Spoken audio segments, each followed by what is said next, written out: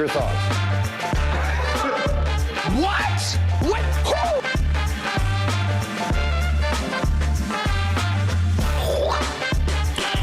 Who? Nice.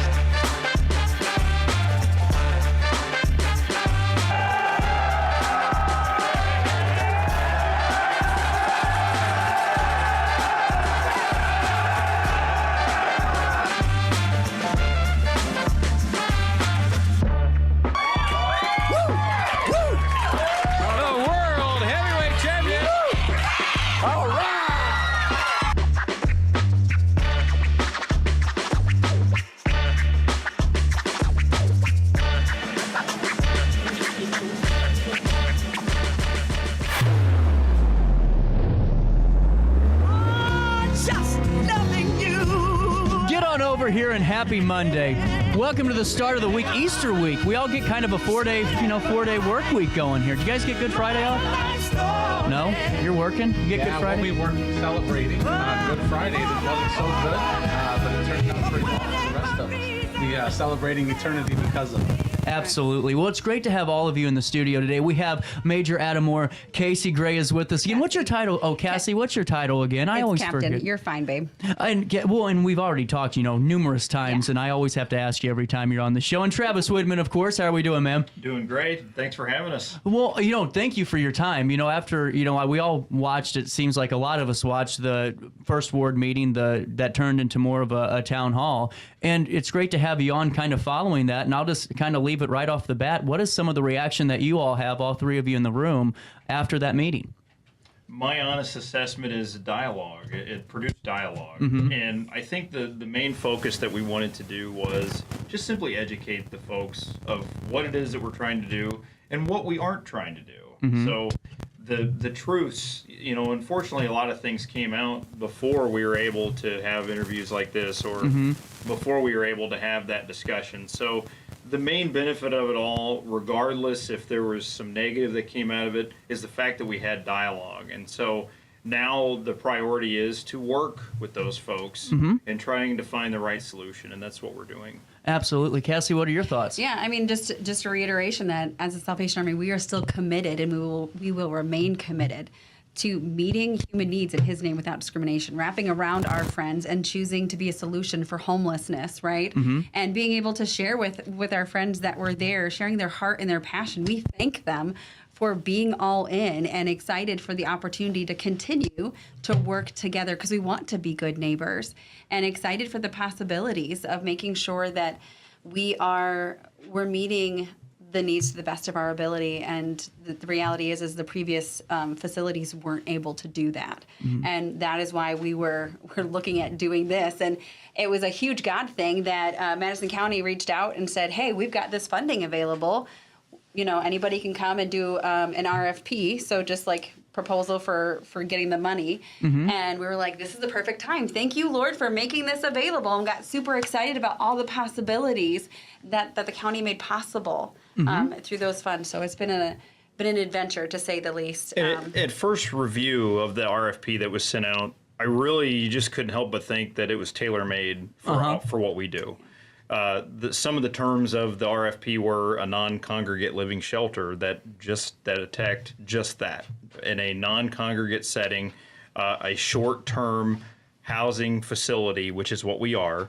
And so again, it just seemed tailor-made and the perfect fit for us. So we went about it through the process of the application process.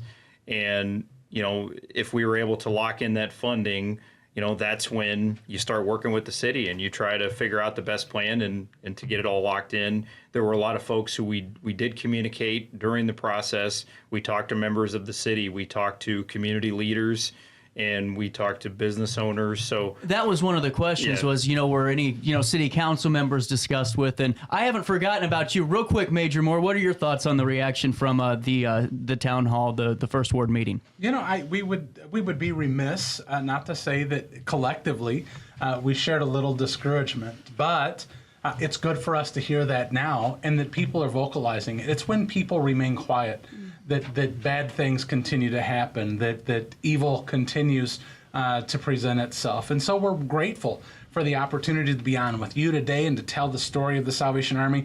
We've been providing homeless services for more than 30 years right here in Alton, just up the street, right there at 525 Albee Street. And so it is a little perplexed that our neighbors would not understand that we're still doing that, but we're grateful to have the conversations and to be able to address some of their very real concerns. We don't diminish those, but we certainly want to make it clear that for us it's not personal. And in fact, the Salvation Army doesn't belong to us. Wear bad polyester with S's on our shoulders, but it belongs to this community. And so collectively, we want to be an advocate for change and transition in the community as a whole, but specifically for our most marginalized neighbors who have a bad rap, that they just want to be homeless, or they have to have a mental health issue, or they're suffering from addiction.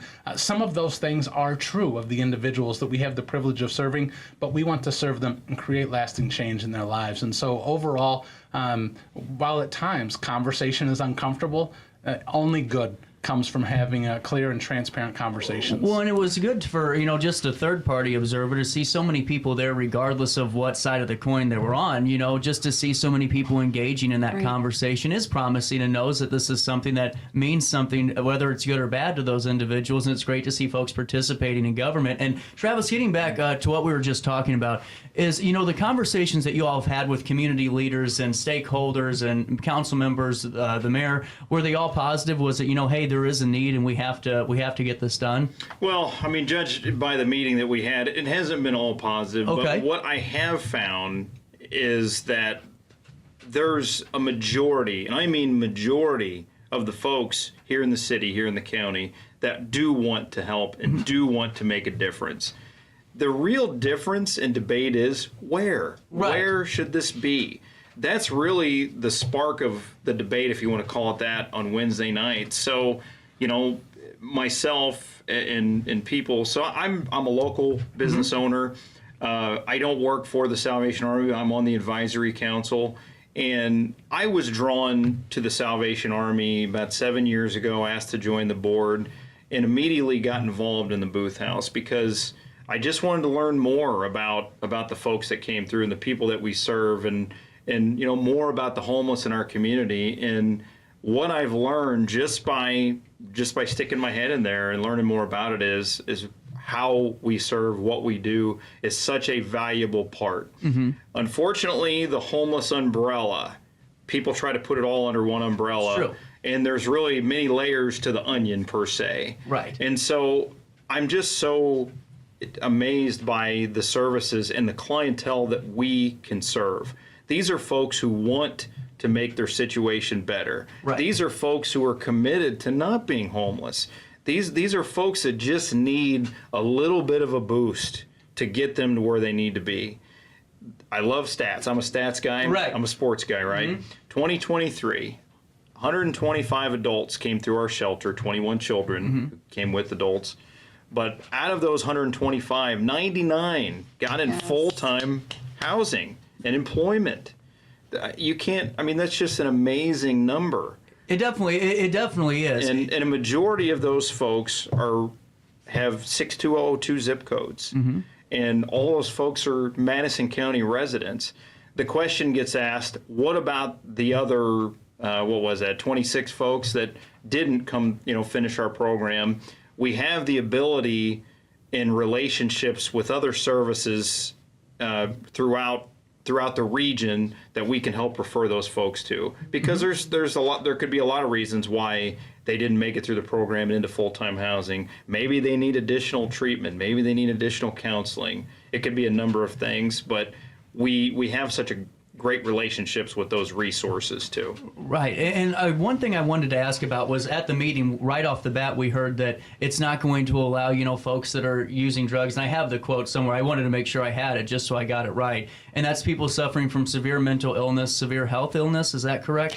So severe mental health and severe drug addiction pieces. Okay. And so we just don't have the capacity. Right. So with that, we're not like, deuces, see you later, but instead, let me give you these options. Let's do these warm handoffs handoff to these other resources. So it's not like we're not going to assist. It's more of, we know that you deserve more than what we can do, so let's connect you with someone who is, in fact, this is what they're able to do. Like, this is their bread and butter. Well, and that's the question that I had legitimately for this, is because, listen, I drive Broadway, and we all drive, downtown Alton, and we see a lot of the folks that are on, the major thoroughfares, and that's not even a lion's share of the unhoused population. I think that's good to clarify that too. But for the folks that were kind of viewing this, it was like, well, the question was, well, if you can't take them, then, who is this actually going to serve? And that's just kind of my question too, just to ask it for them, if it's okay, is, if this isn't going to help the severe, mental illness individuals, or the ones that are battling severe drug addiction, which is awful. And they're great resources. We have Centerstone on this show twice a month that talks about them. Who does this help? And I think that you guys could answer that question better than anybody because of the stories and the folks that have come through the doors. Yeah, absolutely. Yeah, it's really that 93% that Travis has already talked about, that we're not looking for the easy fixes, right? Right. Anybody can do that. The Salvation Army has the privilege of serving the most marginalized. And at times it is those who have severe mental illness. It is those who are suffering from extreme substance misuse. But we have programs both internally and externally that we connect them with. And this is the beauty, that if we have an opportunity to connect them with those services, and then we can come in at the end. So address your substance abuse issues. We have a 6-month program right across the river that folks from Madison County are more than happy to come. It's a free service. It's a 6-month program. At the conclusion of that 6 months, how about come back across the river, come back home, and we'll help you address homelessness in your life. And so this particular program, this shelter, isn't that program. We have those community partners. But what this program is, for us to be able to take those individuals who are housing challenged, give them the skills that they know that they need to be successful. There's a fine line between enabling and empowering, and the Salvation Army is all about empowering. We hear all the time that there's a difference between giving a hand out and a hand up. And what this Hope House does is it creates hope, that it gives us an opportunity to help people create lasting change in their lives, and that's the mission of the Army. Well, sorry. No, don't let me cut you off. I was just going to add to Major Adam. There's a high level of accountability in our program as well.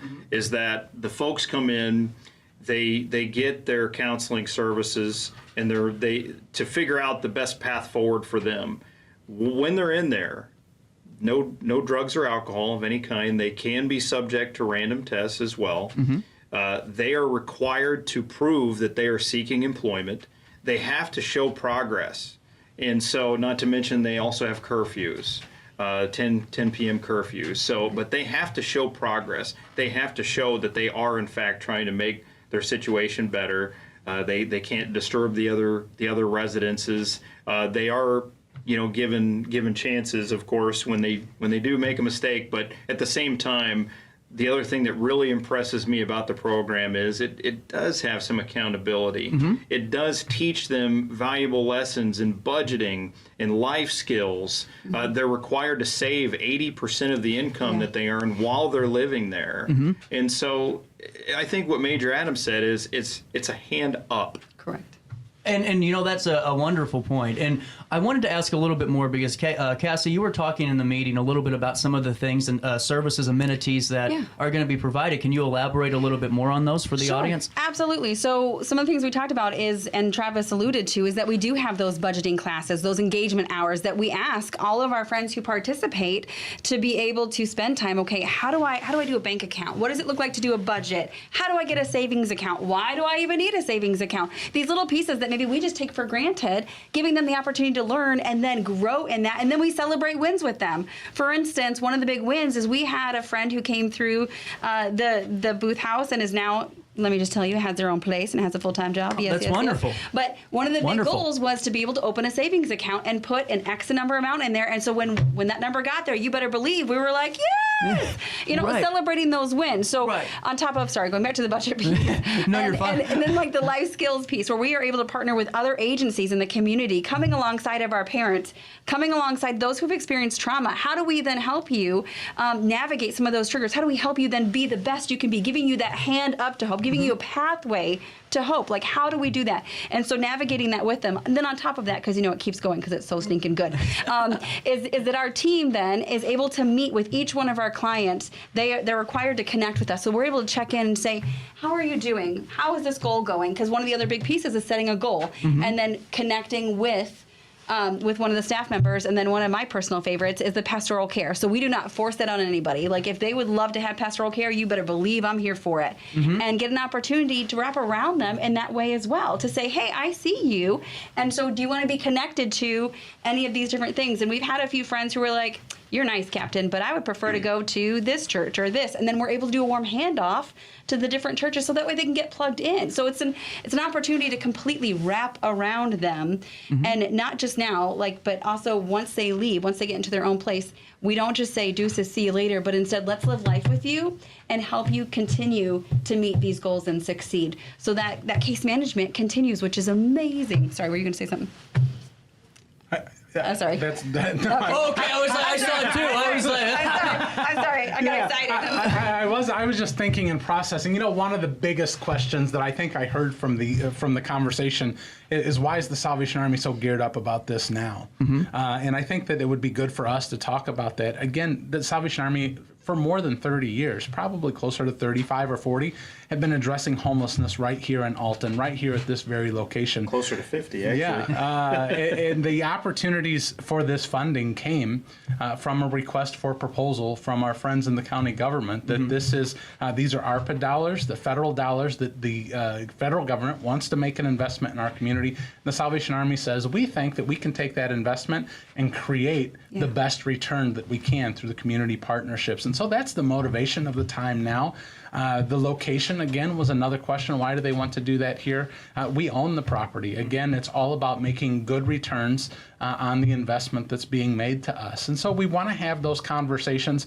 We understand that our old buildings and our old approach to services didn't reflect the dignity and honor and respect that the Salvation Army is known for, and that is our commitment. So we have some work to do. We haven't always been the best neighbors, but with our new approach, with our new facility, and with a new found appreciation of our community, we believe that collectively we can break generational poverty, that we can have a positive impact on urban and city renewal and bringing life back into the neighborhood. Another thing that I saw online or in that conversation is that the Salvation Army brings property values down that surround it.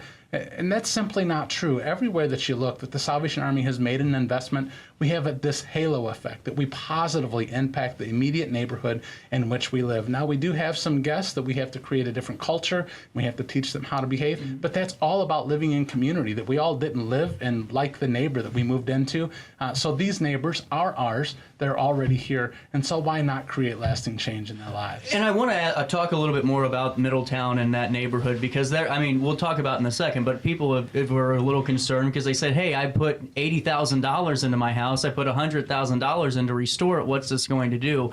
But the more important thing I wanted to hit on first was talking about just the atmosphere and the community around and the board of Salvation Army, because a lot of the board, I would assume, is made up of local community members. Is that the case? That is correct, yeah. And we have a great team, our advisory council, and it's got a really good makeup and balance of folks. You have business owners, you have people who just simply work in the community, you have law enforcement officials, you have medical services officials.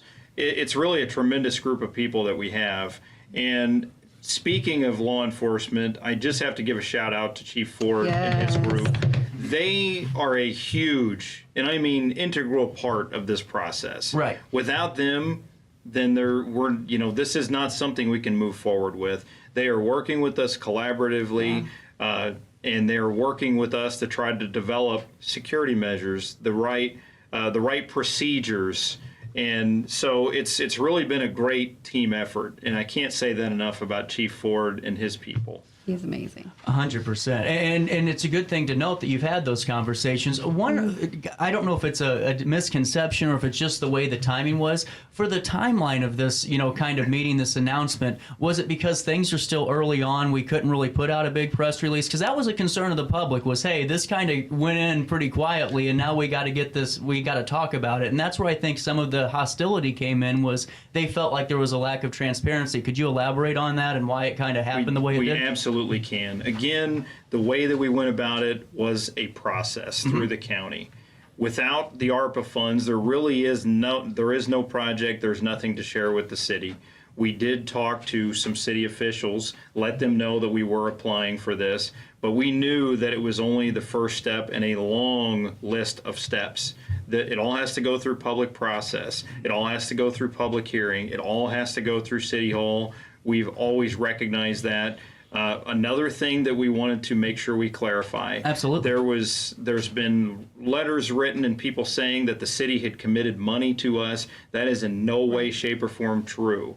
The city does also have ARP funding that we intended on applying for, but nothing has been awarded, nothing has been promised, nothing has been guaranteed, and I want to make that very clear for Mayor Goins and his staff. Okay, well, and that's good to clarify too. So the million, would that be $1 million in ARPA funding, and would that be kind of it would be the city's contribution, hypothetically in quotes, but would that come from the city's ARPA fund? Yeah, so okay. So it's all part of the federal piece, right? It's not necessarily like the city's losing any type of money or giving their own personal. They then got money from the federal government, came down, and then we were able to apply. The same thing with Madison County, and I appreciate you hitting and touching point on that, because when this opportunity came up, holy cow, like Major said, how do we not take advantage of the opportunity to be good stewards and do the best we can with those funds?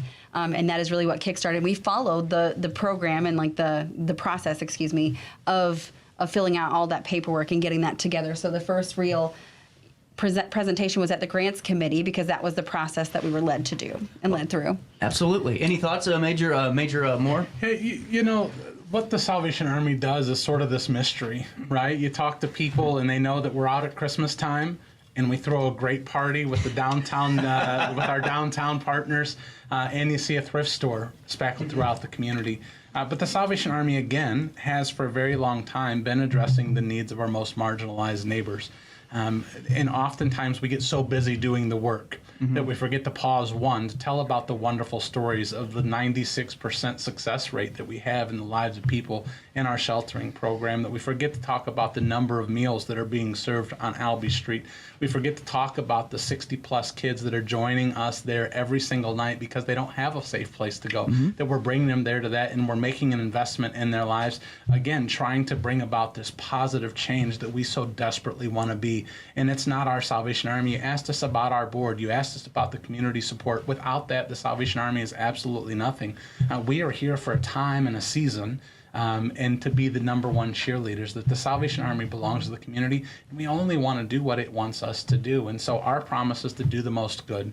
To our donors, for every dollar that they give, we're still averaging more than 87 cents of every dollar right here in Madison County goes into meeting the needs of suffering humanity. And for those who come to us who need services, whether for their children or for a bag of food or for a night's stay, that we want to create lasting change in our lives. And that's what it's all about. And so no transparency, no intentionality of leaving anybody out of the conversation. Right. There's this opportunity, and so let's pursue that and use the system that's been put in place for us. And speaking on some of the conversations and the concerns that were raised, because I always like to address them, because if they're brought up at the meeting, let's talk about them, let's get some of these discrepancies out of the way, and let's move forward and figure out what we're going to do. I think that's always the best step forward. Right. And it was a concern about the former Booth House. There was an individual that raised some concerns. I don't remember the word for word quote, but about folks maybe walking in their yard.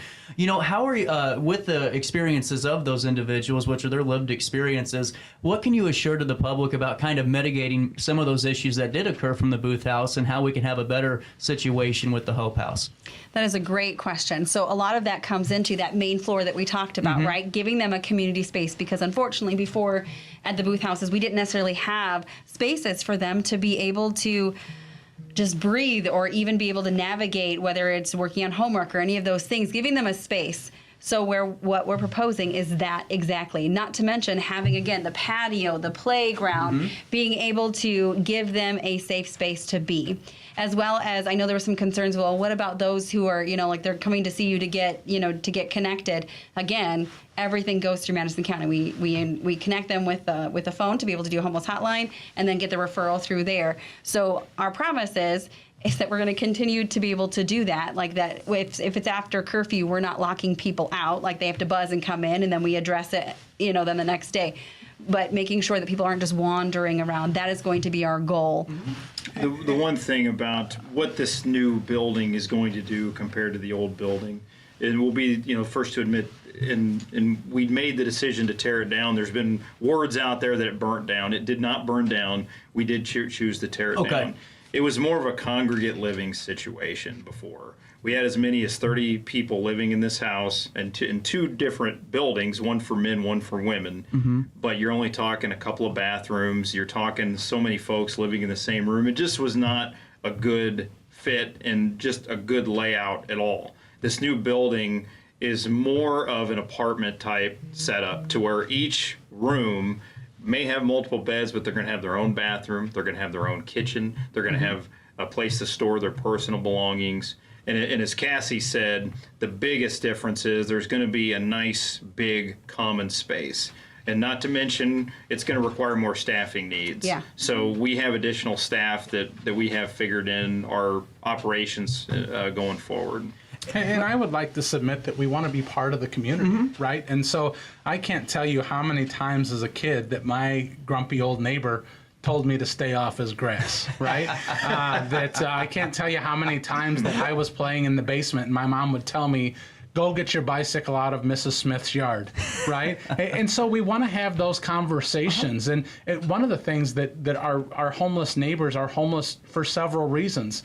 And one of the things that we're learning, and I just heard some of my friends out in Columbia, Missouri say that common sense isn't so common anymore. And so we would like to have conversations so that we can educate people, so that when our neighbors and when our guests at the Hope House move in next door to you or next door to your kids or in the apartment building down the street, that we've prepared them how to live in community, how to keep their kid's bike out of Mrs. Smith's yard and to stay off the grumpy old guy's grass. But those are opportunities, one, for discussion, that the Salvation Army would love to hear that we don't want it to be pent up and for you to hold on to that for a long time. Reach out to us. Let's have conversation so we can be part of the problem and not part of the solution, and not part of the problem. Well, and I think that has a lot to do with the way that some of the folks were speaking at the meeting, was maybe a lot of built up emotion, not having those conversations that really do benefit so many people and keep us moving forward.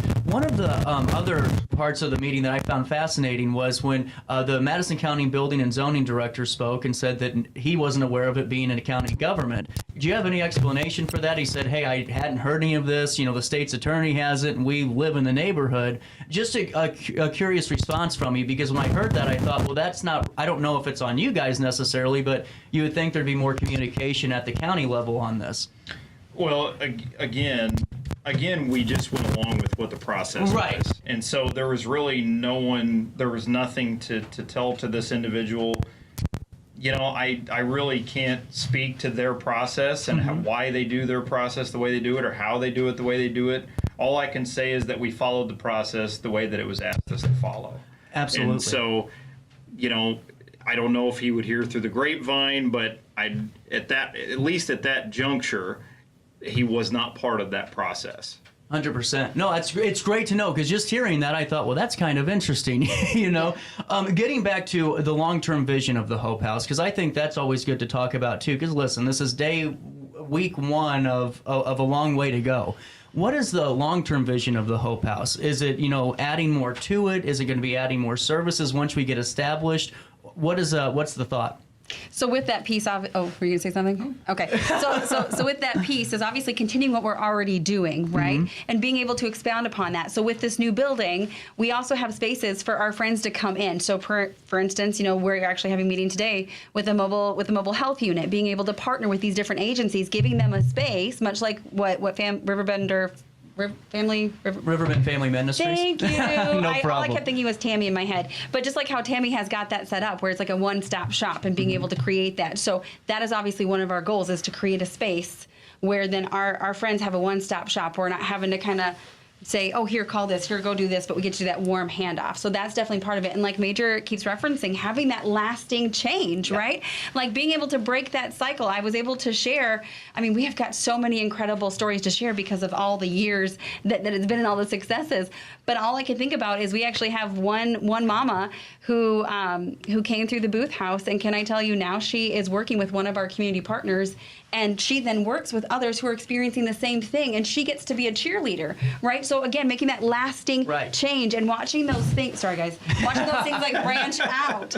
And I get really excited. No, it's how do you not? Like, right? Like we have the opportunity to say, I see you, you matter. And when you do that for one person, they get to do it to somebody else, and then it just spreads. It's just like the love of Jesus, right? You get so stinking excited, you can't keep it to yourself. You just got to make sure that you share. And we see that change happening. And this mama is just one example of how she is then changing the lives of other people, because someone took time to say, I see you. I know you're going through a tough time. I believe in you, and we're going to give you a hand up to hope. And now she is then giving the hope to other people. Like, man.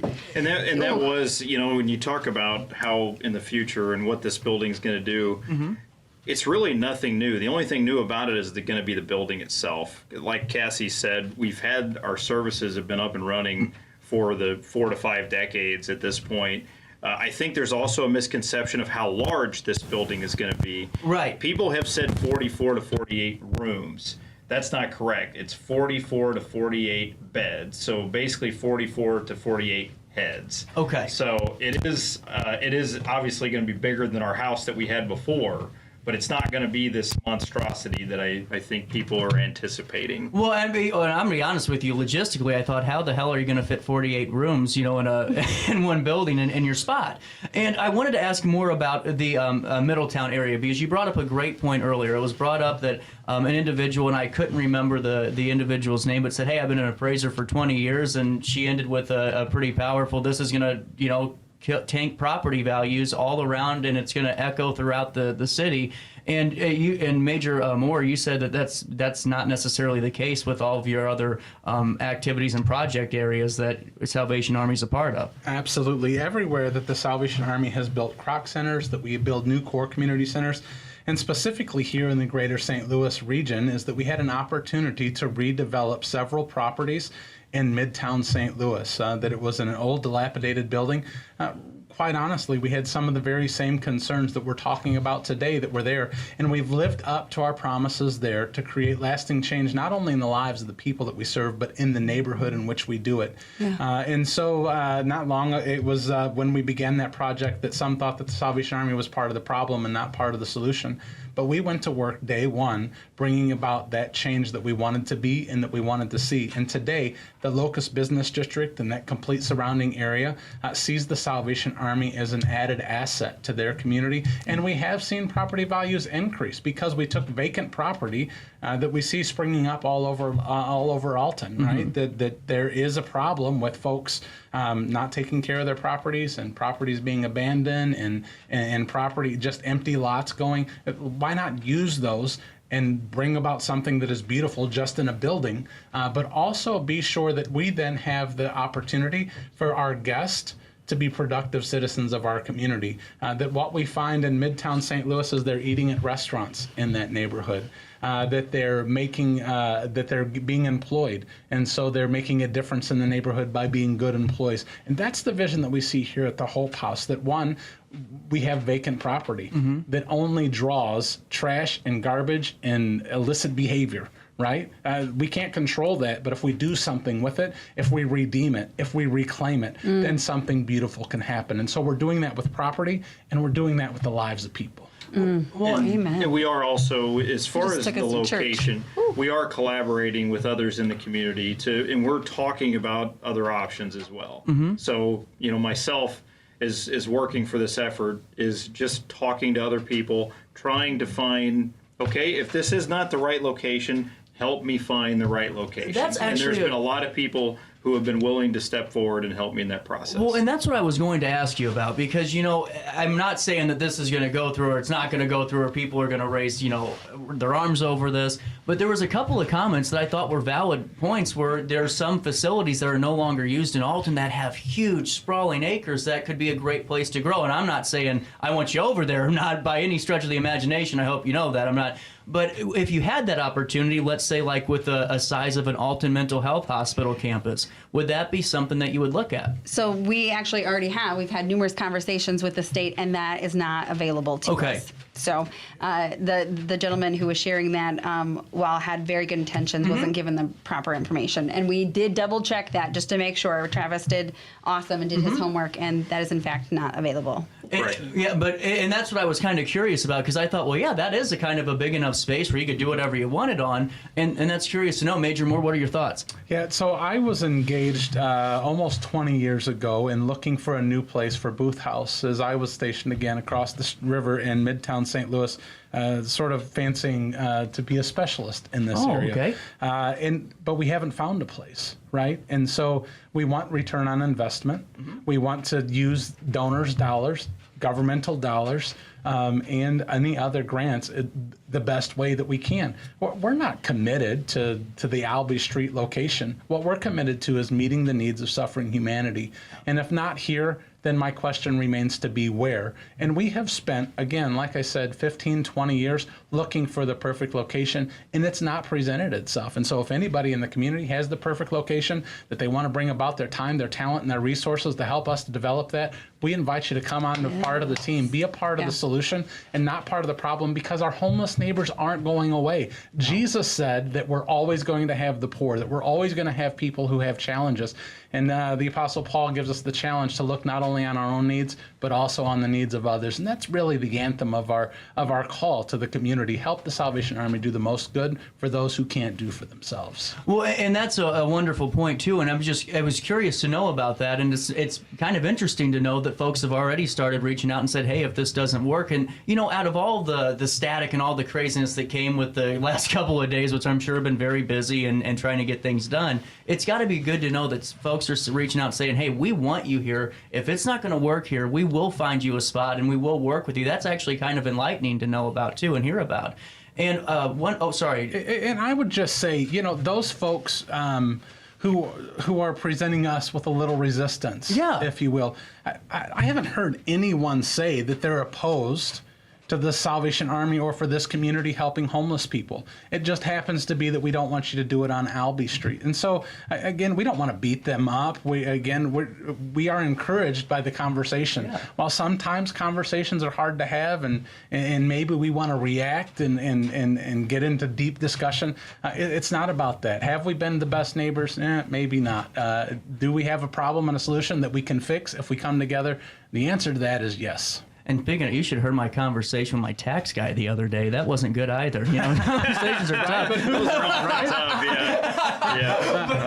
You know, I've kept you guys here for almost 40 minutes, and I'm really glad we had this conversation. I think it was very beneficial. And one final one for you, though, is just because, you know, there were some folks that, you know, I watched it, and some of them were angry, and I think it's a kudos to all of you that were there, because you know, face the music. It's hard to kind of sit there and listen a lot, not listen, but to get, you know, a bunch of emotions thrown at you and still stay on page. And going forward, how are you guys going to kind of communicate even further with maybe some of the more disgruntled individuals, the folks that say, hey, this is not for us, we don't want it here? Because I agree with you, Major Moore. It's not going to go away. If people think that homelessness is something you can just kind of snap your fingers at and it'll vanish, it's not going to happen. But what's the next couple of, you know, weeks, months look like in terms of communicating with some of the neighbors in Middletown and maybe having those conversations of, hey, I know you put a lot of time and your heart into this neighborhood, but so have we, and here's what we can do together. What are your thoughts? My thoughts as a community member is collaborate with those individuals and just have dialogue with those individuals. It's okay to disagree. There's nothing wrong with that. Right. But collaborate, help me find that solution. Help us find that solution. If you really do want to make a difference, I challenge you, help us find that solution. Those have been very productive conversations. Mm-hmm. We're going to continue to have those, and really that's the only way that we're going to be successful. And I also want to add, too, as someone, an outsider looking in, someone just in the community, how blessed we are to have the Salvation Army in our community. The work that they do, the team of people that they have, and I want to give a shout out to Janelle, our shelter manager. Yes. She is amazing at what she does. She did an amazing job on Wednesday night. She took a lot of comments coming directly to her, and she is tremendous at what she does. And we would not have the great program that we have without her and the other team of people. So again, I just want to remind the people what the Salvation Army does do for this community. And I also challenge you to learn more about the Salvation Army. Come by and visit them sometime. Come and see some of the things. Offer to serve. They serve pizza every day on Monday.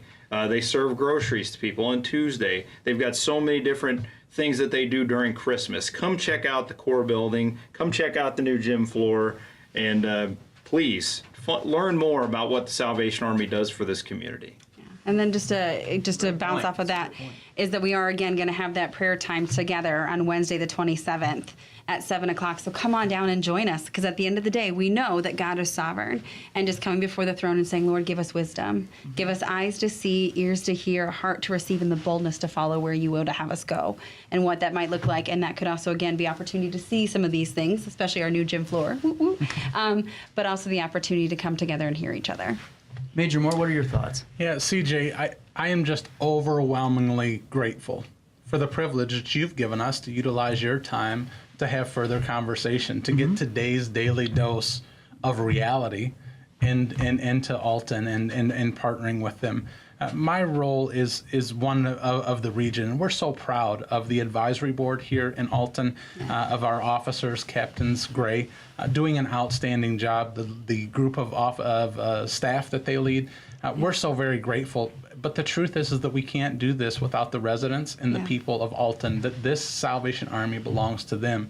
And we're humbled to be able to be its #1 cheerleader. We're humbled to be able to bring structure and things that have worked in other communities right here and continue to love on people.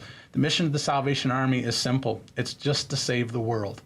But what we're learning every single day is we can't do it by ourselves. And so we want to invite everybody listening, for those who may listen to this at another time, come, join the Army in combating the ailments that face our community. Whatever those might look like, wherever their interest might be, there's a place at the table, and the place at the table starts with those conversations. So we're so very grateful. Absolutely, and thank you all so much for your time. Major Adam Ork, Captain Cassey Grey. I do it every time, every time. And of course, Travis Widman, man, thank you all so much, seriously, for giving us so much of your time today. I know that the public's very thankful for it, too, to learn a little bit more. And with that being said, that's it. We'll take a quick break. Oh, by the way, so this is kind of funny. When we come back, I'll have a haircut, because I'm getting a haircut at 5 p.m. tonight. So we'll take a quick break, and I'll come back, and my mullet will be gone.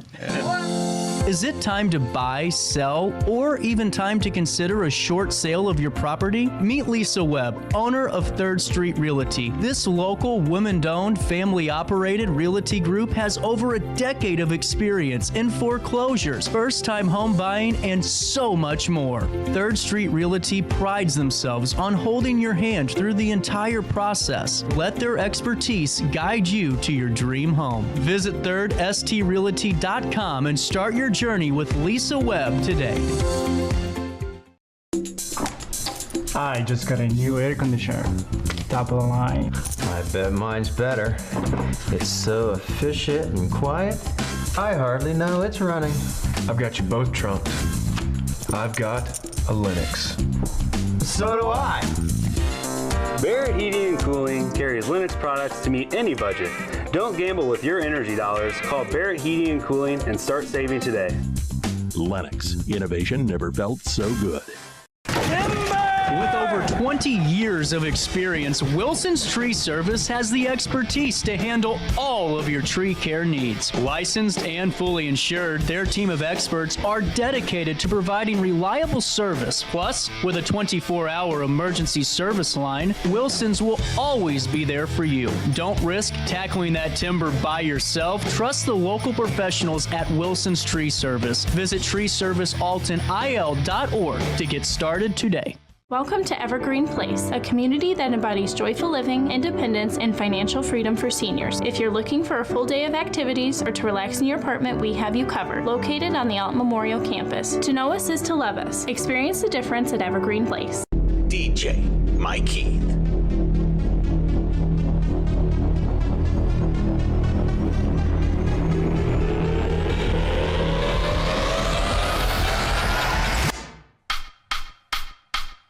This is where I am today.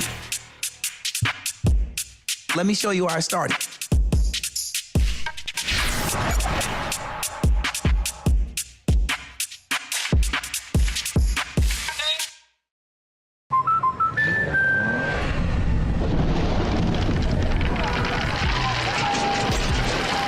Life's better when you're under our roof. That's because our expert agents will make you feel totally protected with the right auto and home coverage at the right price. Also, you can enjoy the dreams you've worked so hard to achieve. American Family Insurance. Since 1993, Sparks Junk Removal is always adapting to the needs of our clients. That is why we now offer weekly trash pickup for selected areas. Plus, we offer driveway-safe rubber-tired dumpster rental. Give us a call today at 618-781-1407 or visit us at sparksjunkremoval.net. Not sure if you've noticed, but those advertised prices from the other dealers are just a bunch of blah, blah, blah. At Roberts Motors, the advertised price is the price you pay. And that, my friend, is great news for you. Don't fall for their so-called incentives that will leave you banging your head against the wall. Go with Roberts Motors. Prices you can trust and people you will like. That's the Roberts Motors way. And trust me, it's the way to go. When life throws unexpected challenges your way, you need a versatile legal ally to protect you. Sean Lentz, with over 12 years of experience, is here to help you in a variety of avenues. From personal injury to criminal defense and even semi-truck accidents, Sean Lentz has your back. Don't wait for the justice that you deserve. Call 618-465-8000 and see how Sean can help you today. Welcome back to our daily show. Here's CJ. When I got in the car accident at the ER, they gave me a prescription of hydrocodone. And over time, it took more medication to mask the pain. I moved over to drug seeking and found heroin and fentanyl. I went to the Centerstone rehab facility, and it was the best decision I ever made in my life. I have my own car, I have a job, there's nothing holding me back anymore.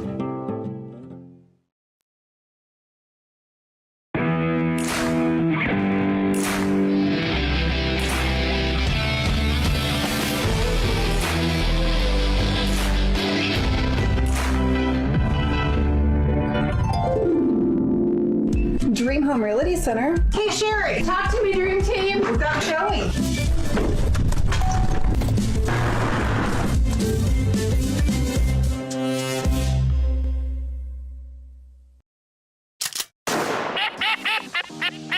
Whether you're a seasoned pro or a weekend warrior, gear up with Falcommit and elevate your hunting experience. From rugged gear for the seasoned hunter to adorable outfits for the little ones, we've got your whole family covered. Literally, because the best moments are made in the great outdoors. And with Falcommit, you're not just wearing gear, you're wearing the stories of your adventures. Discover the joy of hunting together. Visit Falcommit.com and outfit your family for the next generations of memories. We are Phillips 66 Wood River Refinery. We make the fuels that take us to work and our children to school. We make materials and energy products that allow us to stay connected to each other. We care about the quality and safety of our products because we care about the communities we share. Our employees live our values of safety, honor, and a commitment to act as good neighbors where we live and operate. We are Phillips 66. When life throws unexpected challenges your way, you need a versatile legal ally to protect you. Sean Lentz, with over 12 years of experience, is here to help you in a variety of avenues. From personal injury to criminal defense and even semi-truck accidents, Sean Lentz has your back. Don't wait for the justice that you deserve. Call 618-465-8000 and see how Sean can help you today. You're listening to Our Daily Show with CJ Nasello on RiverBender.com. We were running against the wind. We were young and strong. Welcome back to Our Daily Show. Caritas Family Solutions is proud to announce it has once again been named as the 15th largest nonprofit in the St. Louis region by the St. Louis Business Journal. And Gary Huelsmanm, the CEO of this great organization, joining us via Zoom. How are we doing this morning, Gary? Doing great. Thank you for having me. So, right off the bat, and this is something I asked you right before we hit record, I think so many people that, I know in our community, I think I've been pronouncing your organization wrong this entire time, and I'm sorry. Can you explain Can you explain the meaning of it, though? Because I find that really fascinating. Our Caritas is a Latin phrase. It stands for love or charity. And I guess there's also maybe a Spanish pronunciation of it, but we go by the Latin pronunciation, which is Caritas. And that's gives a little bit of a nod to, we were incorporated as Catholic Charities of the Belleville Diocese, and then later on changed our names, and now we're an independent, non-denominational nonprofit for about the last 12 years. And Gary, you've been the CEO of the organization since 2005, correct? Correct. Yes. And you've gotten to see, I'm sure, the amazing growth that has been been coming our way from this organization. Take me through those last, I guess about 19 years at this point. How has the growth been, and what have you been able to see as the organization evolved? Well, it's simply that when we see a need in a community and we are able to help, we say yes. We say yes. We'll take care of that need. And another part of it is that. In Illinois, the child welfare contracts, or at least the foster care ones, are performance-based. So if you do better by the children, they give you more children because they want the best providers to provide care to children who have been abused and neglected. And we've really outperformed everyone. We have strong performance in taking care of children who have been abused and neglected. And so that's a big part of our growth has been that, and then periodically we would take over parts or merge with other organizations, and we would start new programs, a lot of prevention programs. About 5 or 6 years ago, we started an Intact Family program that helps keep families together so their children are not removed from their homes in the child welfare system, and give them support as they tackle whatever issue that they might have. Those type of things, or those are just a few highlights of our growth and our desire to serve those vulnerable people, whether they're children or seniors or people with intellectual or developmental disabilities. In that program, our group homes for folks with intellectual and developmental disabilities started about 10 years ago, which is another way that we've grown. And, Gary, something I just thought of as I was just hearing you speak there is with societal changes, with, the influx of technology and maybe some of the influxes and some of the things sweeping our nation, like the opioid epidemic and the crises to all of the other things that are affecting families. How important is it for the organization, for Caritas, to stay on top of those trends and really monitor them to see how you guys can help next? Well, it's very important. I mean, we are sort of the canary in the coal mine sometimes because, there's a problem emerging. There might be because there's a spike in substance abuse, right? And the parents have some sort of addiction, and we can't solve all problems, but we can do our part in it, and we collaborate with others in helping families and individuals get the help that they need. And it's always evolving, and more recently we've started some programs around supportive housing for homeless families. So another way of keeping families together and keeping children from coming into care if you can provide them housing, because a lot of children come into care because of neglect or extreme poverty, that type of thing. Absolutely. And then, Gary, getting back to the main point of this conversation is from the St. Louis Business Journal. 4 years ago, you guys ranked 19th on this list. So to see yourself, not just maintaining, but rising through the ranks, jumping up 4 spots, that's got to make you all feel very good about the mission and then the overall day-to-day operations that you guys oversee. It does. It's a little bit of a sign of success, but the most important thing is that behind that growth number are lots of people who are getting helped every day. And that's where the focus has to be, is that we're doing some sort of intervention to help people lead healthier lives. It's sort of that social and emotional well-being that we need to provide folks, or help them actualize their own social, emotional well-being. Well, and going back, Gary, to a little bit of what you hit on with your, partners and making sure, partnering up with other organizations. When you're working with people and supporting them in all stages of their life, this could be a significant age, difference. How important is it to find, new and emerging organizations, or maybe organizations that specialize in a certain age category, and then you guys can partner up and continue to provide maybe even better service? Does that happen a time or two? I would say more than a time or two. So we have a long list of collaborators, and our services are pretty broad based, but we don't have every specialty there is. So we do have a counseling department. We serve a lot of our foster care clients in our own department, but there's always these specialties, and so we refer to other mental health providers. We don't do substance abuse treatment, so we partner with other substance abuse providers to provide those kind of treatment. We can provide housing for folks, and we help. We partner up with others on that. We partner with United Way of Greater St. Louis. We partner with, of course, DCFS around innovative programs to help, for example, improve our residential treatment for very traumatized youth in care who need specialized treatment. We partner with the Illinois Department on Aging on taking care of seniors. And the list goes on. So it's important that we partner with businesses, with churches, with individuals, or around donations and volunteering. It's important that we also partner with other nonprofits, and we belong to many associations: the Illinois Collaboration on Youth, the Illinois Behavioral Health Association, the Illinois Association of Facilities around DD population, and through those associations, we connect with others, we share resources, we sometimes share clients if we can't handle it, they're moving to another part of the state. The list goes on and on. And in fact, one of our values is collaboration. And so we collaborate with others because together it makes, if we do it together, it makes the workload a little lighter.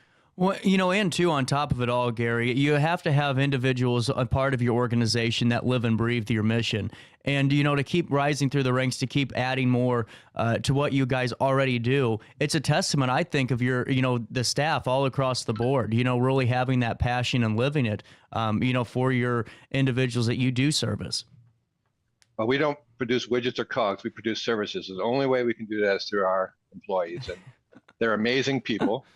They're caring and compassionate professionals that do simply amazing work and very difficult work. And it is Social Worker Appreciation Month, so March is. And so if you see a social worker, share your appreciation with them. 100%. And Gary, I wanted to ask you about the individuals, because I just saw in my notes here, you guys serve around 6,300 individuals annually. And whenever you're working with those, they're always a different situation. And, I wanted to ask you a little bit more of who you guys encounter, because we say all stages of life, but does it really break down from families to individuals that are struggling to maybe even a young family? Is it really that broad of a scope for you guys?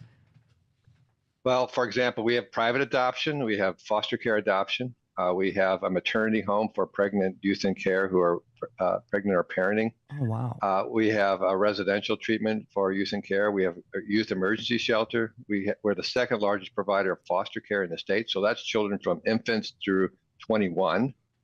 We have 8 group homes for people with intellectual and developmental disabilities. So those age ranges are from 18 to 85.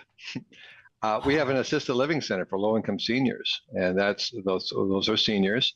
And we have behavioral health services for families and individuals of all ages.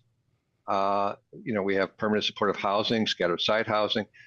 So yes, we literally serve pre-birth to death, and so it's a very wide range. Now we don't do every single service there is, right? But we serve we serve all the different ranges. But we're mostly known for child welfare. We have sort of 3 arms: sort of child welfare with different types of services. We have behavioral health services, and we have what we call community services that provide longer-term care. Gary, as the CEO of the organization, what is it like day in and day out for you? Is there a certain highlight of each, morning, each day leading the charge? Is it, the success stories you hear? Is it seeing the families and individuals being helped? Is it the support staff you have? For you, what does it for you as being there for 15 years? I mean, there's definitely a reason. Yeah. Well, there's a lot of, I get the privilege of hearing a lot of really great things. Mm-hmm. Certainly I have to deal with challenges, but the great things that are occurring are way outweigh the challenges. And one example is that on Thursday mornings, we have what the staff have called Thunder Thursday, where we rotate various leaders through the organization to give brief updates once a month. And so every Thursday we do it, and we have different highlights of programs and departments. And part of that is sharing what kind of impact they've had on individuals and families, and those stories are incredible and heartwarming, and you come away with a sense of pride and accomplishment, and wow, what an amazing group of people we work with. Well, I'm sure it just gives you that boost to keep going. Yeah, that's right. And Gary, as I'm talking with you, what I find really just amazing about all of this is the fact that you guys really just do this each and every day. It's very rare that I see, all the billboards or anything like that says, hey, look at us. This is just something, that you guys have become known for. And is that something you guys take pride in too, is knowing, hey, we've earned this? Yeah, we have a list of cultural statements. One of those cultural statements we have is that mission over recognition. Wow. And so I like that a lot. That's really cool. We don't we need to be well known enough that people can support us. We don't want to be the most well kept secret out there, but it's really not about us. It's about the people we serve, and it's about the communities we all live in, right? Mm-hmm. And I actually live in Alton. Oh, do you really? Yeah. Nice. And our headquarters are in Belleville. We have offices throughout Southern Illinois, but all of our employees live in the communities they serve, and part of the last part of our mission statement is to strengthen our communities. And on top of it all, what does the next 5 years look like for Caritas and strengthening communities even further? Are you still going to be at the helm for the next 15 years, Gary?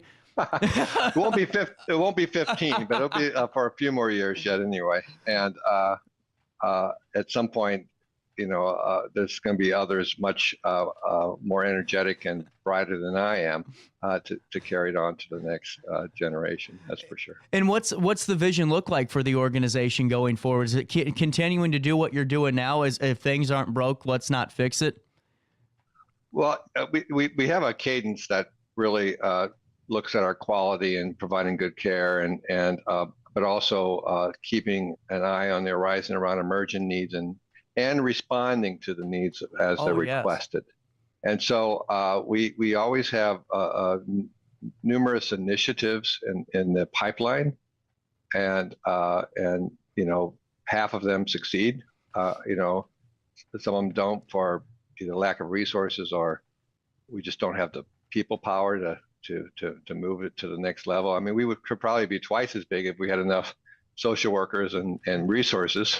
Right. So our next initiative is a new emergency shelter, not for, our current emergency shelter for children who are in the foster care system, but the state has asked us to provide some emergency shelter for youth that have been locked out of their homes or are runaways for periods of time. And so we're exploring that as a possibility. We haven't agreed to it yet, or found a spot to put it, or those type of things. But that's an example. People come to us, the government comes to us and say, we have this problem. We need some solutions. We have some money that we can work with you to help provide those services. So, every year I've been here, we've grown, and we've grown because we've said yes to the requests for help, and that's another part of our cultural statement, is that say yes. Well, and I love that too, and it just really is a testament to why your organization, why the organization Caritas is in the position it is now, Gary, without a shadow of a doubt. And for folks listening today, maybe there is an individual that wants to learn more about the services you provide at Caritas. What's the best way to get that information? Is it the website? The website is a great place to start, and you can explore it, look at the different types of services, explore this part around being an employee. You don't have to be a social worker to work for us, by the way. There's other jobs that we have, our other credentials. There's also, if you've been thinking about it, we're always in need of foster parents.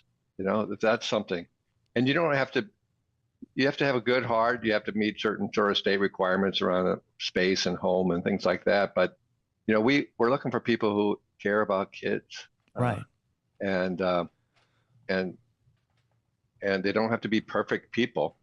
And so it's important. Our foster care parents do amazing work as well.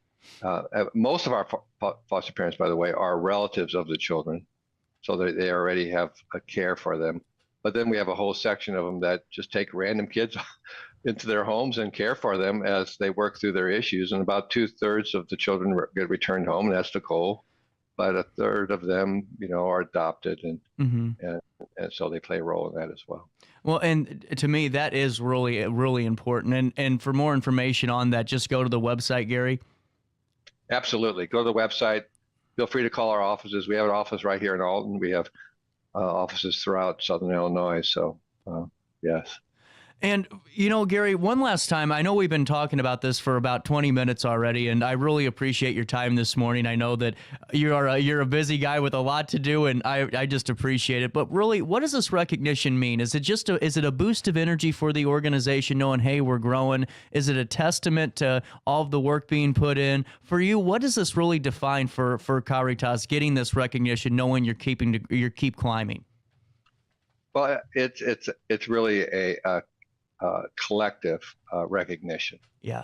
So it's our board of directors, it's our volunteers, it's our donors, it's our funders, it's our workforce who work hard every day to do this. It takes effort to keep growing year after year and responding to the needs. And these aren't easy cases. These are very tough situations that require a lot of work and a lot of effort and interventions. And so there's no one person that can take credit for it. It's a collective effort, and so there is a sense of pride that we're active, we're busy, and if you have philanthropic dollars, or if you're looking for a career in a growing organization that's making a difference in the world, or you want to make a difference in a child's life, this is just one sign that people are recognizing that we're doing something right to make a difference in our communities, and join us in those efforts in whatever way you're able to.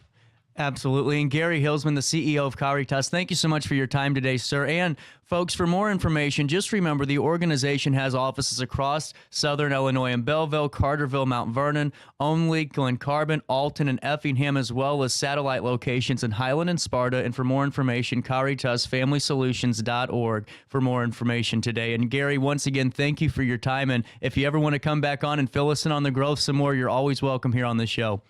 Thank you for having me, and thank you for helping us share the work that we do. Absolutely. We'll take a quick break here on our daily show. We'll continue right after this quick break because, well, I got to pay a bill.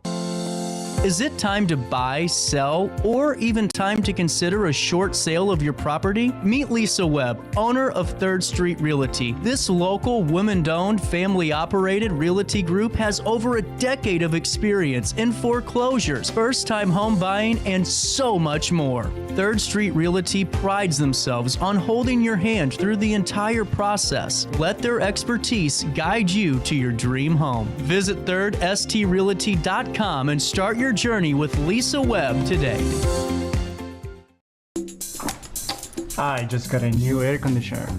Top of the line. I bet mine's better. It's so efficient and quiet, I hardly know it's running. I've got you both trumped. I've got a Linux. So do I. Barrett Heating and Cooling carries Linux products to meet any budget. Don't gamble with your energy dollars. Call Barrett Heating and Cooling and start saving today. Lennox. Innovation never felt so good.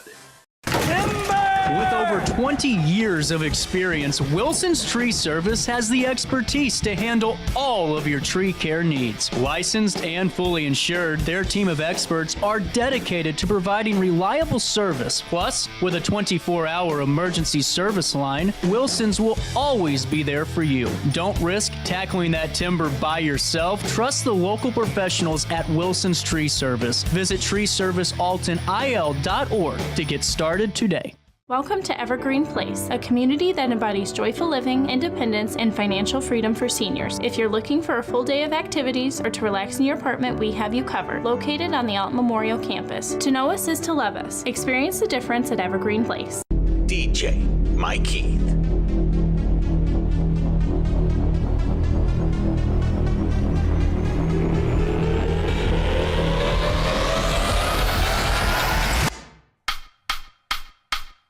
This is where I am today.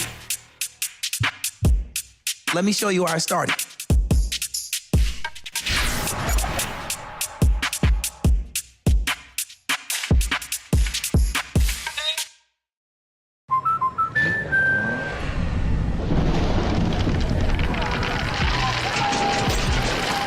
Life's better when you're under our roof. That's because our expert agents will make you feel totally protected with the right auto and home coverage at the right price. Also, you can enjoy the dreams you've worked so hard to achieve. American Family Insurance. Since 1993, Sparks Junk Removal is always adapting to the needs of our clients. That is why we now offer weekly trash pickup for selected areas. Plus, we offer driveway-safe rubber-tired dumpster rental. Give us a call today at 618-781-1407 or visit us at sparksjunkremoval.net. Not sure if you've noticed, but those advertised prices from the other dealers are just a bunch of blah, blah, blah. At Roberts Motors, the advertised price is the price you pay. And that, my friend, is great news for you. Don't fall for their so-called incentives that will leave you banging your head against the wall. Go with Roberts Motors. Prices you can trust and people you will like. That's the Roberts Motors way. And trust me, it's the way to go. When life throws unexpected challenges your way, you need a versatile legal ally to protect you. Sean Lentz, with over 12 years of experience, is here to help you in a variety of avenues. From personal injury to criminal defense and even semi-truck accidents, Sean Lentz has your back. Don't wait for the justice that you deserve. Call 618-465-8000 and see how Sean can help you today. Welcome back to our daily show. Here's CJ. Told to Major Tom, you really made the grade. And the papers want to know whose shirt you wear. Now it's time to leave the capsule if you dare. This is Major Tom. 1012, welcome back. Told you I was going to get a haircut. Welcome back to this 25th day of March, and here's what's happening around the Riverbend. There's been already, my phone's just been blowing up with texts, and thank you so much for tuning in, and I'm glad you enjoyed that conversation and hoped it helped some of the dialogue going forward. We'll take you to Cahokia first at 10:13. Make sure you do sign up for your daily email update where you can join myself and over 70,000 people that are in the know each and every day of the work week and on Saturdays with Around the Riverbend. Dan Brandon does have this story. The Major K Squad of Greater St. Louis announced Sunday that it was activated on Saturday, March the 23rd. It was activated at the request of the Cahokia Heights Police Department to assist in the death investigation of a 19-year-old identified as Daniel L. Nunn. The Major K Squad said Nunn had previously been reported missing as to the Washington Park Police Department. A preliminary investigation revealed the victim had been shot in the area of Melvin Drive. Nunn was pronounced deceased at the scene, and detectives are currently following up on leads, and no additional information will be released at this time. If you or anyone you know have information regarding this incident, please contact the Cahokia Heights Police Department at 618-337-4277 or Crime Stoppers at 866-371-8477. Also in the news today, out of Alton, the Illinois Department of Transportation announced intermittent lane closures on Illinois 140 between Monument Avenue and Terra Drive that has started for resurfacing. Drivers are urged to reduce speeds, be alert for changing conditions, obey all construction signage, and refrain from using your mobile devices while approaching and traveling through that work zone. The work is expected to be completed by the end of May, and for IDOT District 8 updates, you can follow them on Twitter at IDOT District 8, or you can view area construction details on IDOT's Traveler's Information Map at gettingaroundillinois.com.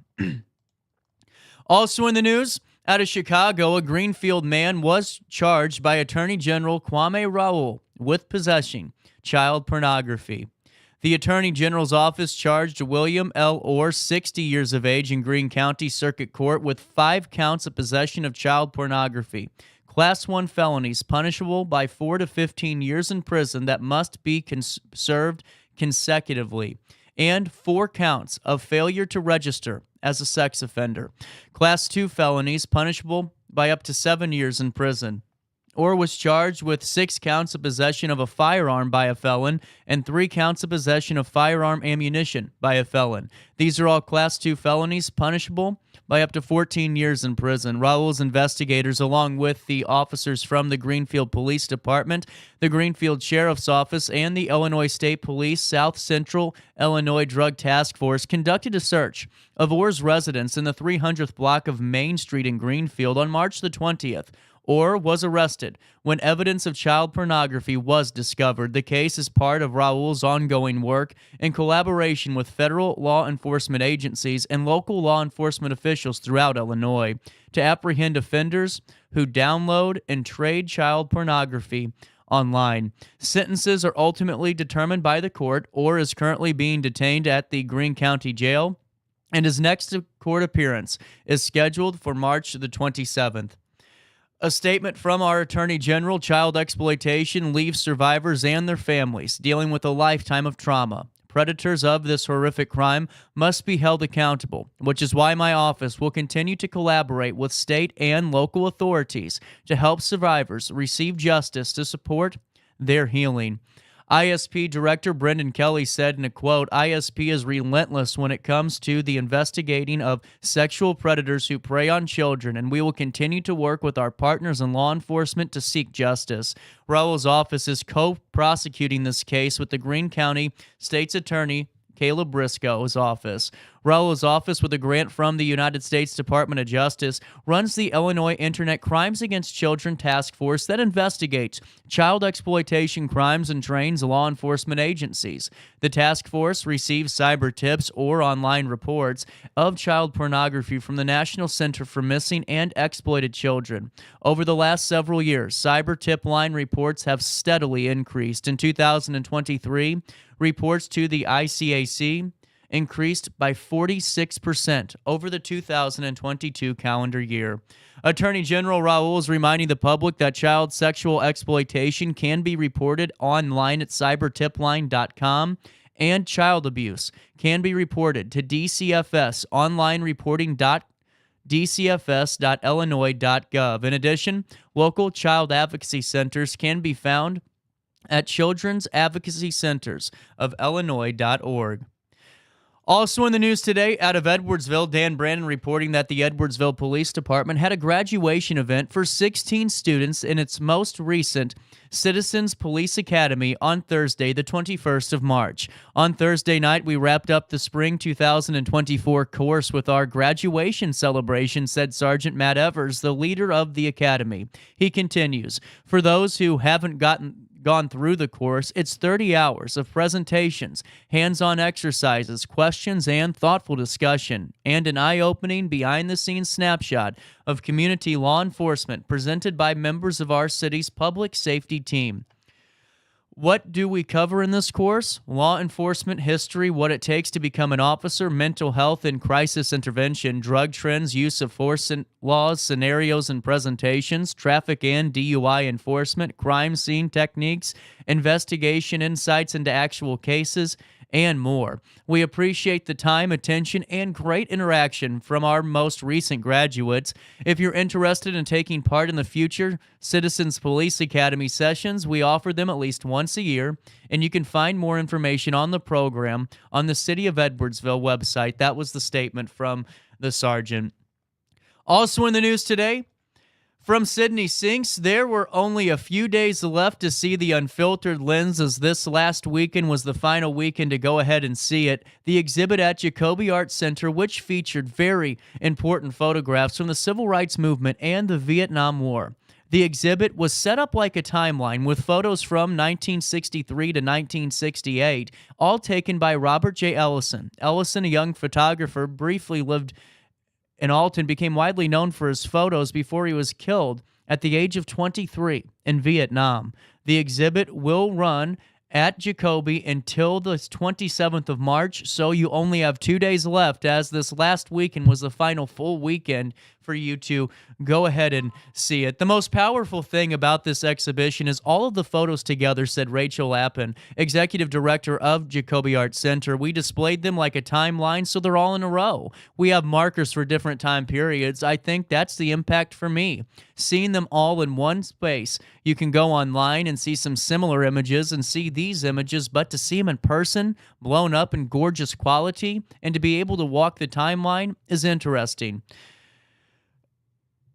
Lappin explained that Jacoby partnered with Lewis and Clark Community College and the Hayner Library District to bring this exhibit to Alton. Bo Jackson, Ellison's cousin, approached Lacey McDonald over a year ago and brought up the idea to display the photos. McDonald, who serves as Hayner's genealogy and local history library manager, collaborated with Jackson and Wisconsin Veterans Museum to process over 4,000 photos taken by Ellison throughout his career. She did a lot of research to match up each photo with its historical event so the pictures could be displayed properly.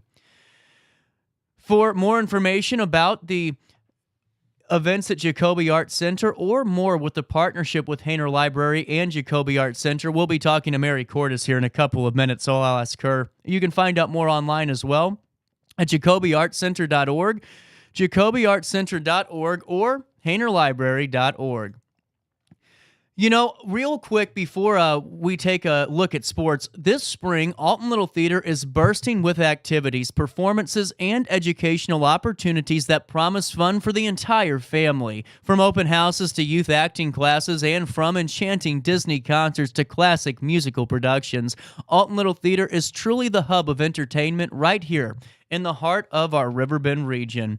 Join them at their open house on April the 28th, where they invite students aged 8 to 17 to pre-register for their youth acting classes. Taking place over 2 weeks in July, this event is a golden opportunity for young talents to step into the limelight, offering both parents and students insight into auditions, especially for their summer spectacle.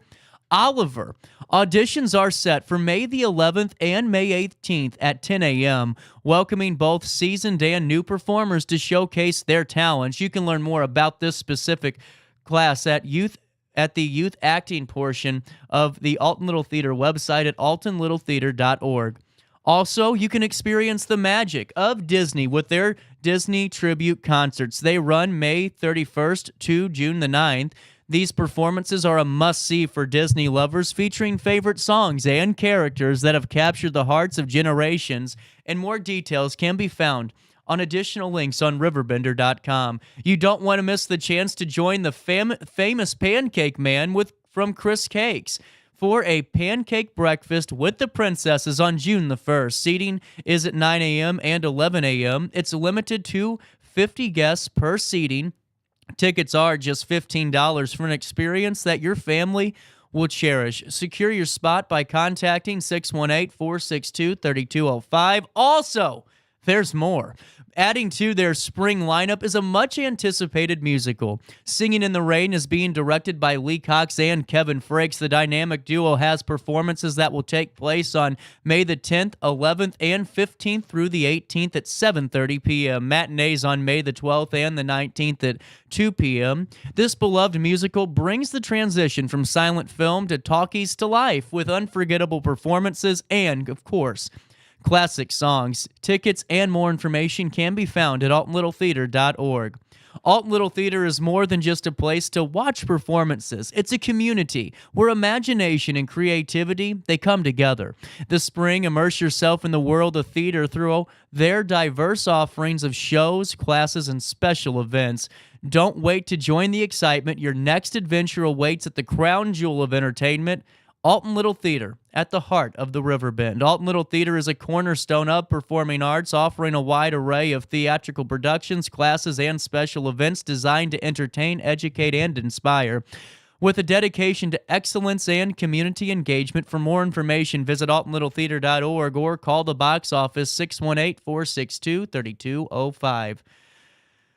Also, before we take a quick break and look at the weather, let's take a look at sports. Here is your Play It Again Sports scoreboard for Sunday, March the 24th, and make sure that you stop by Play It Again Sports and get all that needed sports equipment. Parents, listen, I hear you on this. You're talking to a seasoned youth sport athlete, okay?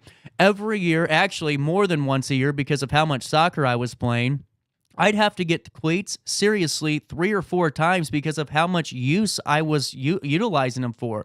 You know, it could have saved us and my parents, not us, my parents, so much money by just going over to a place like Play It Again Sports where you can find quality sporting equipment while all of our bodies are still growing, and save yourself some money. Listen, I just looked up brand new soccer cleats. You're looking at $220 a pair.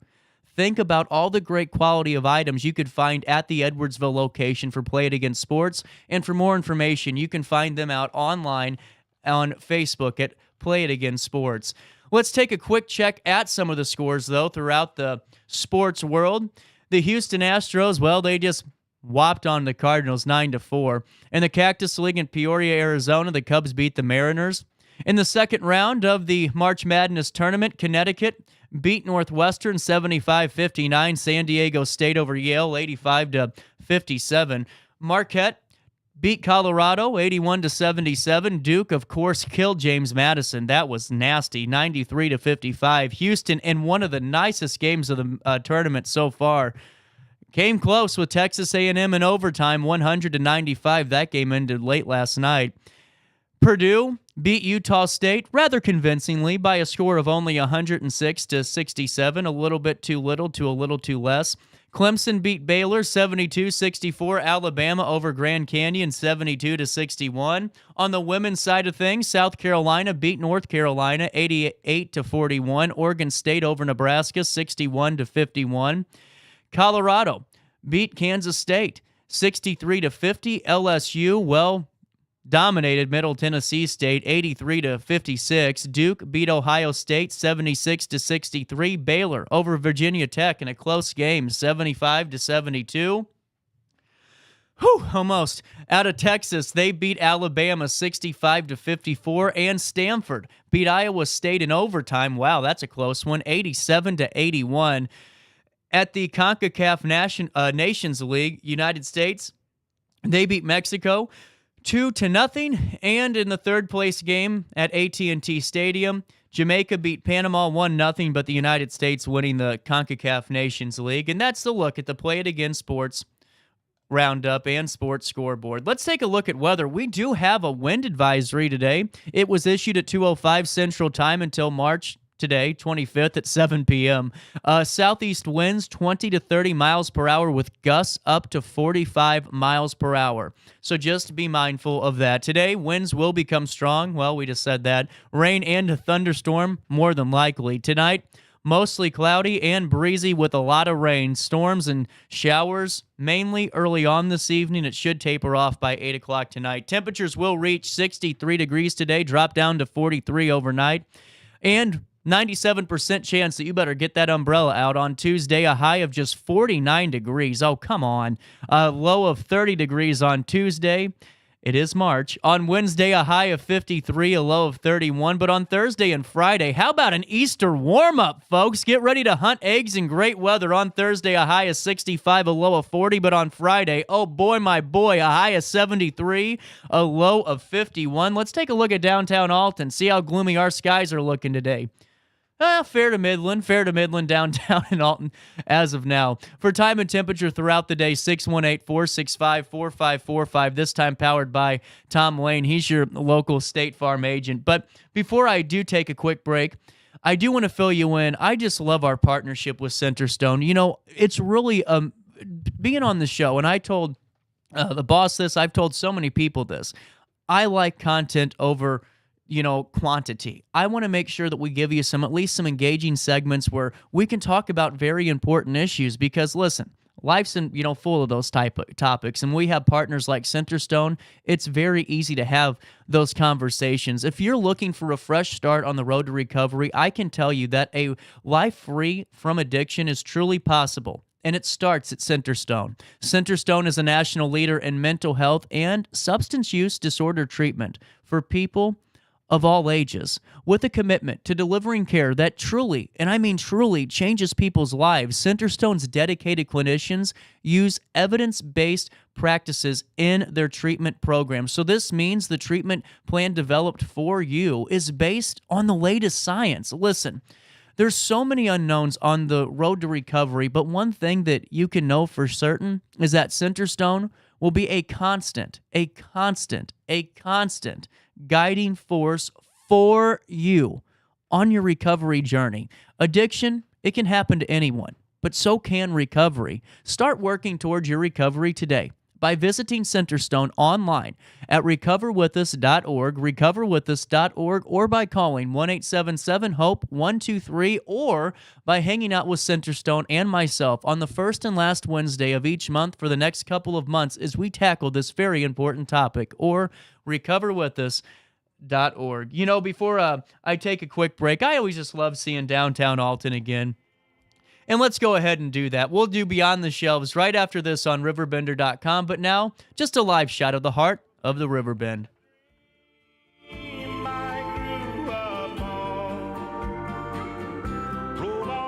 Mississippi, carry me home.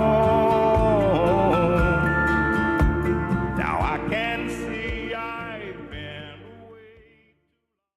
I set the thermostat so my house would be warm when I got home from work, but the kitchen is still cool. At Barrett Heating and Cooling, we stand behind every Lennox system we sell. My dealer said he'd take care of everything. At Barrett Heating and Cooling, we understand everyone wants prompt, professional service. Turns out it wasn't my furnace after all, just a little something blocking the vent. Pretty smart dog if you ask me. For service you can count on, call Barrett Heating and Cooling. Lennox, innovation never felt so good. You won't find a better health club than Nautilus Fitness Center. More cardio, more free weights and equipment, more classes, a swimming pool, and more. If you're serious about your health and want to make a change, then stop thinking about it and visit Nautilus Fitness Center on Industrial Drive in Alton. Don't fall for the hype you get from the other health clubs. Nautilus is the Riverbend's premier health club. Has been for years and will be for years to come. Get to Nautilus Fitness Center and get started on a healthier new you. DJ Mikey.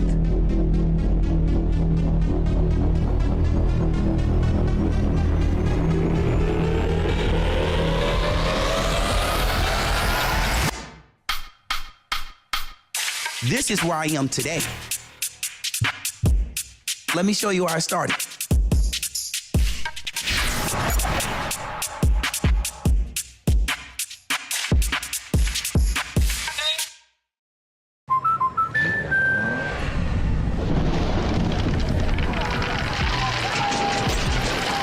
Life's better when you're under our roof. That's because our expert agents will make you feel totally protected with the right auto and home coverage at the right price. Also, you can enjoy the dreams you've worked so hard to achieve. American Family Insurance.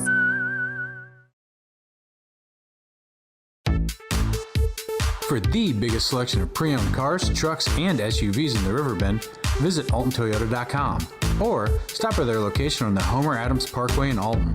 Winner of the prestigious President's Award, Munganast Burkhardt Alton Toyota knows how to treat their customers, and they will help you find the vehicle that is perfect for you. For years, Munganast Toyota has been a fixture in the Riverbend, and now Munganast Burkhardt carries the tradition. New name, but the same great service you've come to expect. You're listening to Our Daily Show with CJ Nasello on RiverBender.com. And I wonder why the little things you find they coming true. Oh, telephone line, give me some time. I'm living in twilight. It's Easter week, so we can have a little bit of fun beyond the shows. Tone down, you know, a little bit with the hair. I got a haircut. The mullet's gone. Thank you, Mary, for noticing. It looks very nice, CJ. Thank you. You know, I saw Zeke J. Bush at the last North Alton Godfrey meeting. And I just knew he wanted. He was like, "What do I say here?" You know, I'm ready this time. Beth Phillips in studio today. How are we, Beth?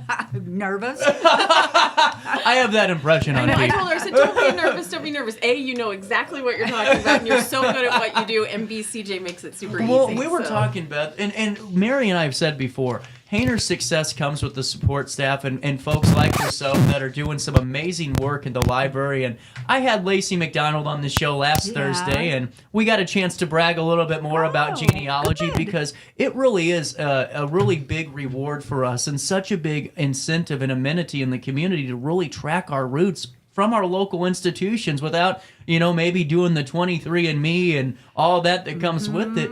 It's amazing to have this. And it's free. Yeah, and it's free. Well, Yes. how long have you been in the genealogy department? I started here in 2009. Wow. So I've been working in there. So you've been able to see the digitization process. Oh, yes. I started doing family history in 1979. Everything was paper. You wrote everything down. You went to cemeteries to find out where people were buried and when they were born and died. Or you wrote to courthouses to get records. Now you can find everything, not everything, but there's a lot online. So people don't have to do all that traveling now. Well, what I thought was really fun, unique is, this was years ago, but my parents have an old family tree in their closet. It's one that my cousin made, but it's a big, just, I mean, I hate to use the term, it's a monster. I mean, it's kind of intimidating. You open that sucker up and you're like, where do you start? And with the new technology, has it been just so much more efficient to really get the answers to the folks? Oh, yes, most definitely. Anyone can get online, learn how to navigate the websites, and find information about their ancestors. And that and it just grows. It's amazing. People just feel Like they want to know something about where they come from, who their people were.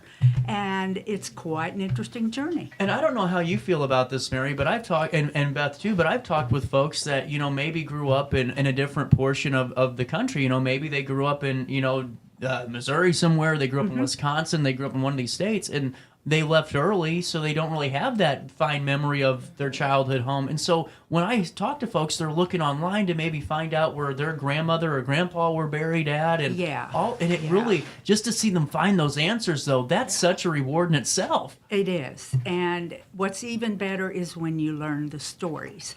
Like maybe you read articles in the newspaper, or you see from a record, I have a great uncle who spent time in jail. And I still don't know for sure why. I'm still trying to find out. But it caused a rift in his family. They stopped talking about him. Oh, wow. So, that's one of my mysteries I'm going to solve. That's why. Well, that's what's going to happen to me. But I'm going to try to do some, calling the lawyer before I get sick. And take me through your classes, because Mary and I have talked about them before numerous times on our Beyond the Shelve segment, and I've seen them. But to really give me the sights and sounds of it, I think you'd be best suited to do so. Oh my! Well, we have 2 sessions. So on the second Thursday of each month at 10 o'clock, I do a slideshow presentation. This month it was about keeping our trees on a digital family tree. It was all about digital genealogy, storing our files, how we organize it, and having family trees, either on our computers or on a website somewhere.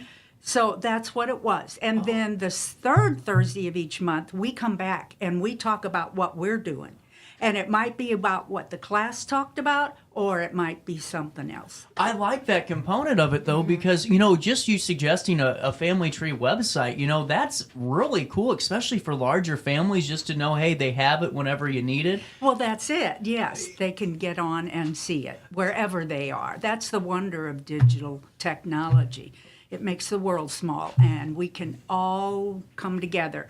But what's so cool about those second sessions each month is we have developed friendships. We have a core group that comes back every month. And I ask them, I'm covering the same topics every year. Why do you come back? And they say, well, I didn't get it all the first time, or they may be in a different phase of research. And I needed to hear that because I didn't remember that from last year.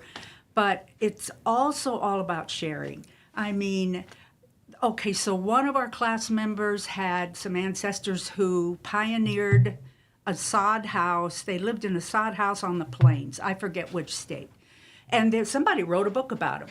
Okay, so you've got that. I have ancestors who came, my earliest ancestor that I know about came to Pennsylvania in the 1700s. And he was part of this group of Mennonites, which is a religious group. Yeah. They came together. And he was a minister. It's so interesting to see how the immigrants often came in groups. They would send word back home, and more people would come. These people moved from one state to another, but they kept in touch with letters. It's just amazing to see how it all works. And on top of that, too, and Beth, you'd know a lot more about this than I do, but just from, some of the things that I've done just talking to folks, it seems like this area, especially here in Alton and that Midwest region, became a true melting pot, because when folks came in, they would go maybe to Michigan, or they'd come down to St. Louis and they'd split, or is that the case? It is. Yes. I'm glad I was right. I was kind of nervous saying that in front of an expert here. I was kind of nervous. Well, I think a lot of communities were melting pots. I mean, in Alton, you had the Irish Catholics, you had the Germans came, built up Ridge Street. They were Catholic, they were evangelical, they were different church groups. Churches were really vital in the early years, partly because people were required in the earliest times to be members, but it was how the communities functioned, and they stayed in their groups for a while. But as the kids came along and the grandkids, became my boss at St. Luke's Hospital. I used to work there years ago. His parents came from Greece.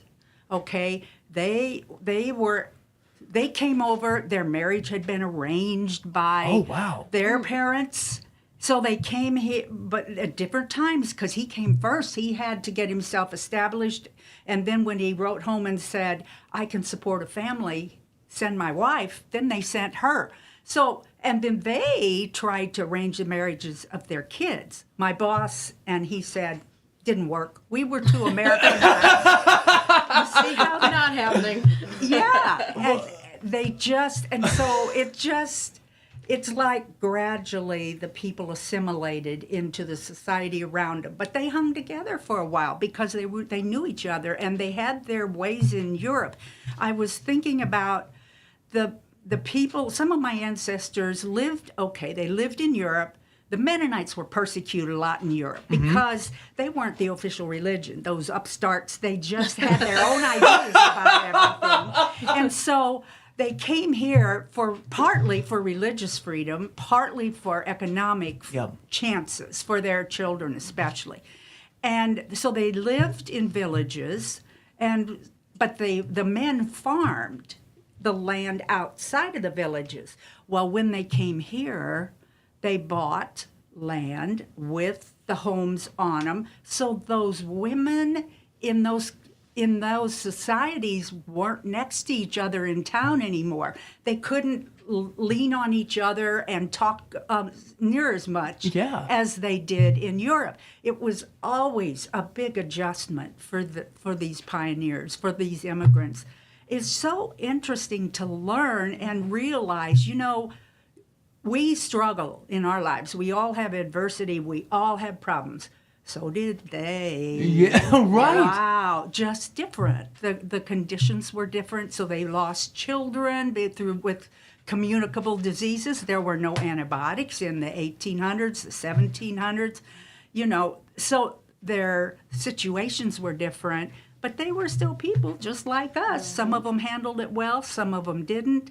A lot of them struggled, but they persevered. Well, and I bet too, and you were hit on such a great point, because I'm sure, as you're doing that additional conversation, that additional class, and you have that networking and kind of let's talk about what we're working on. Yes. I'm sure a lot of great ideas are spawned just in that room of new things to try. We do. We ask questions, and usually somebody's got an answer, or they know this place to look. It's, in fact, a couple of people have found out they're distantly related. They never knew each other before. Well, you haven't had any long-lost brothers or sisters yet, have you? Not that, no. What I think's really unique about just hearing a little bit more about, coming into the United States and immigrating is also just kind of how it lays out in Alton, because, in Alton we had, McClure Street, and you had a lot of the, Italian, maybe Hispanic population, and then how it splits in Alton kind of is like the national level where you had pockets. It's really cool to see that correlation. It's pretty much everywhere, whether it's rural or cities. Wow. Yeah, it's interesting. I can see why you're having some good feedback here, Mary. Yeah. And it's awesome because we have so many resources. You come in and you don't know where to start, and Beth and Pam and Renee and George and Lacey and everybody, Eliana that work there, they can get you started, and they know the resources. I mean, much better than I do. Somebody will say, "Do you have them?" Like, call Beth. Beth will tell you. That's how you have a great team, because you don't have to feel like, I better Google this now, or I better type it into our search system. Right. Yeah, they're just so good, and we have so many resources. We do have and non-digital. Yes. So, and some of our resources are on the shelves. We have the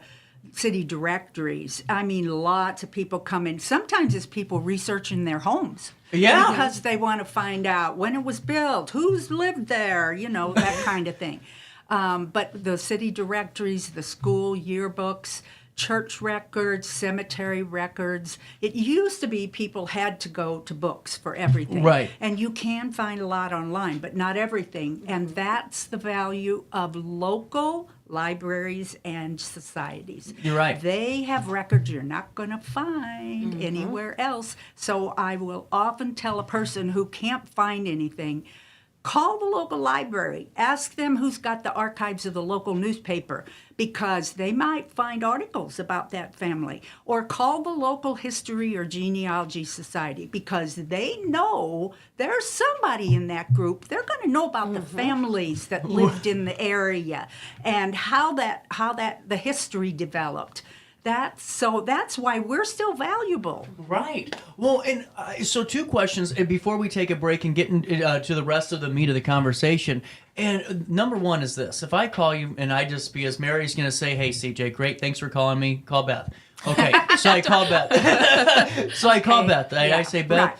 I've never done this before. I don't know where to start. What's that initial conversation look like in case anyone at home is curious and is kind of nervous about making that jump? Okay. What they need to do first is find out first of all, what do they know? That means look around at home. Are there any papers, items, anything having to do with their ancestors? Do they have medals that their grandpa got in war? Are there some old marriage certificates laying around? Is there a family Bible somewhere that has a whole bunch of people listed in the middle section? Just find out, and then write it down or have it there for them to use. Then check with all the people in the family. Start with the older folks. They're going to die off before. You do not know how many of us regret that we did not talk to Grandpa or Aunt and Uncle so-and-so to find out, where did you guys live? Tell us about what this was like. You're right. And so you're right. That's why you're I right. said that. No, you're 100%. And then check with the cousins too, because sometimes things are passed down to your parents' brother's family, So find out what you know. Then when you meet with me, I'll say, okay, this is how we chart it. This is how we start. We start with you, and then your parents and your grandparents, and you can chart it, and what that does is just help you see it. And then you figure out, who do you want to learn about next? Mm-hmm. And then when you figure that out, then I will show you places online, or if we have records in the back, that will help you learn about that ancestor. There's a multitude of websites. It's not just Ancestry. The library does have Ancestry on our computers, so people don't have to pay for it. They can come in and use it. That's huge. But we know all the other resources too, free ones that they can go to. We have Fold 3, which is great for military, U.S. military records. Mm-hmm. But then we can point them to the free websites like Find a Grave, where you find a lot of information, not just about where people are buried, but a lot of times the people who submit that information know about the family. They'll put an obituary online, or they'll list who the other family members are, or put even one person I read, and this is a little unusual, but she wrote the story of how she visited the church in England where this person went to church and was buried during the plague. Oh, wow. And she told the story of how she went to the church and they showed her around. They showed her outside the grave, the grassy area where everyone was buried, because the plague, they died so quickly. There was no time to do anything but put them in mass graves. Wow. And so, but the people in the church had made this big board where they named all the people that they buried. I mean, and that's all on this Find a Grave website where, you just never know. No. You just have to try all the sources, and we can help people find the sources they need to look on. Well, and before we take that quick break, I do want to ask you this. When you're having your classes, what I think is kind of cool is when you have families from the area, or even if they're working on things from outside the area, but primarily in this situation here, when they're talking, I'm sure some of Alton's history is a little bit more developed too because of it. Yes, very much. They're intertwined, and it's so interesting to see how it all works together. That's what I had to see. I'm loving this. At 10:51, I got to take a quick break, and we'll come back with more of this great conversation right here on this 25th day get over here, of March. Since 1993, Sparks Junk Removal is always adapting to the needs of our clients. That is why we now offer weekly trash pickup for selected areas. Plus, we offer driveway-safe rubber-tired dumpster rental. Give us a call today at 618-781-1407 or visit us at sparksjunkremoval.net. Macias Insurance Agency, providing quality products with extremely competitive prices. As an independent provider, we source multiple companies to offer the best rates possible, covering auto, home, business, and life insurance. Our goal is to provide quality service that meets and exceeds customer expectations. You can rest easy knowing the Macias team is working round the clock to ensure that both you and the most important parts of your life are covered. Our qualified professionals make the insurance process easy so you can live carefree and focus on what matters most. Visit MaciasInsuranceAgency.com today to find out what our team can do for you. Not sure if you've noticed, but those advertised prices from the other dealers are just a bunch of blah, blah, blah. At Roberts Motors, the advertised price is the price you pay. And that, my friend, is great news for you. Don't fall for their so-called incentives that will leave you banging your head against the wall. Go with Roberts Motors. Prices you can trust and people you will like. That's the Roberts Motors way. And trust me, it's the way to go. Has free checking become a thing of the past? Not if Liberty has anything to say about it. With 3 free personal checking options and even a free business checking account, free is alive and well at Liberty Bank, the local bank that gives you free checking choices and more cashing in your pocket. Bank locally, bank Liberty. For more information, visit www.bankliberty.com.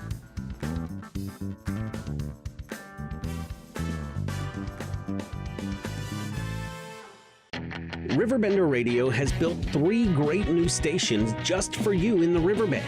The Eagle, the Riverbend's classic rock station. The Bridge, hit music for the Riverbend. And The River, today's country, and all your favorites. Check them out today at RiverBenderRadio.com. Welcome back to our daily show. Here's CJ.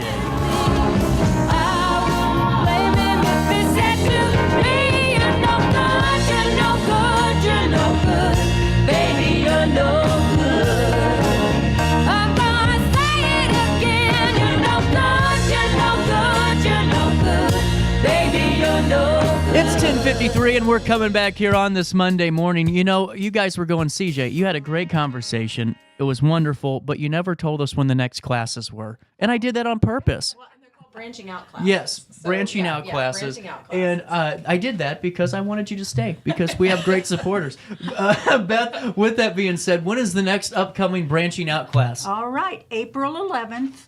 And I'm going to talk about sharing and learning family history on social media. Oh, social media can be a good thing. Yeah.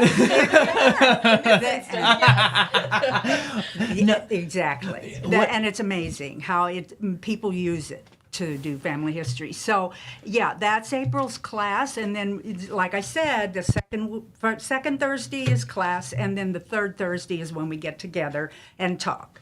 So then in May, we'll do a class all about ancestry. And in March, FamilySearch.org. These are websites. Those are genealogy websites. In June? I'm sorry, in June. Yes, okay. I'm sorry. Oh, you're fine. Yeah. And then in July, we'll talk about getting vital records. And we start with how you find the ones of your ancestors who lived in the colonies all the way up to the present time. August, it's property research. Ooh. September, immigration and naturalization. And in October, cemetery records. November. Good timing. In November, military records. Also good timing. Really cool timing, yeah. And then last but not least, in December, we talk about newspapers. And Beth, what time do your classes meet? 10 o'clock. And where are they located at? The Family History Library, the Hayner Genealogy and Local History Library. It's on 401 State Street. Oh, right here at the same building. The big Hayner building. Corner of 4th The and most State. beautiful living room, I think, in the city of Alton. Yes. It's the prettiest building in town. And if folks have any questions, can they give you a call or reach out? Oh, sure. Let's see. They just need to call the regular library number and then follow the prompt for genealogy. Perfect. And it'll get to you. Well, Mary, we were talking during the break, too. And again, I always say some of the best content comes during a during the commercial break. 2,500 eclipse glasses are almost gone. Yes. Wow. I know. Yeah, tell me about it. Tell me. When I bought 2,500 eclipse glasses, I thought, am I crazy for buying 2,500 pairs of eclipse glasses?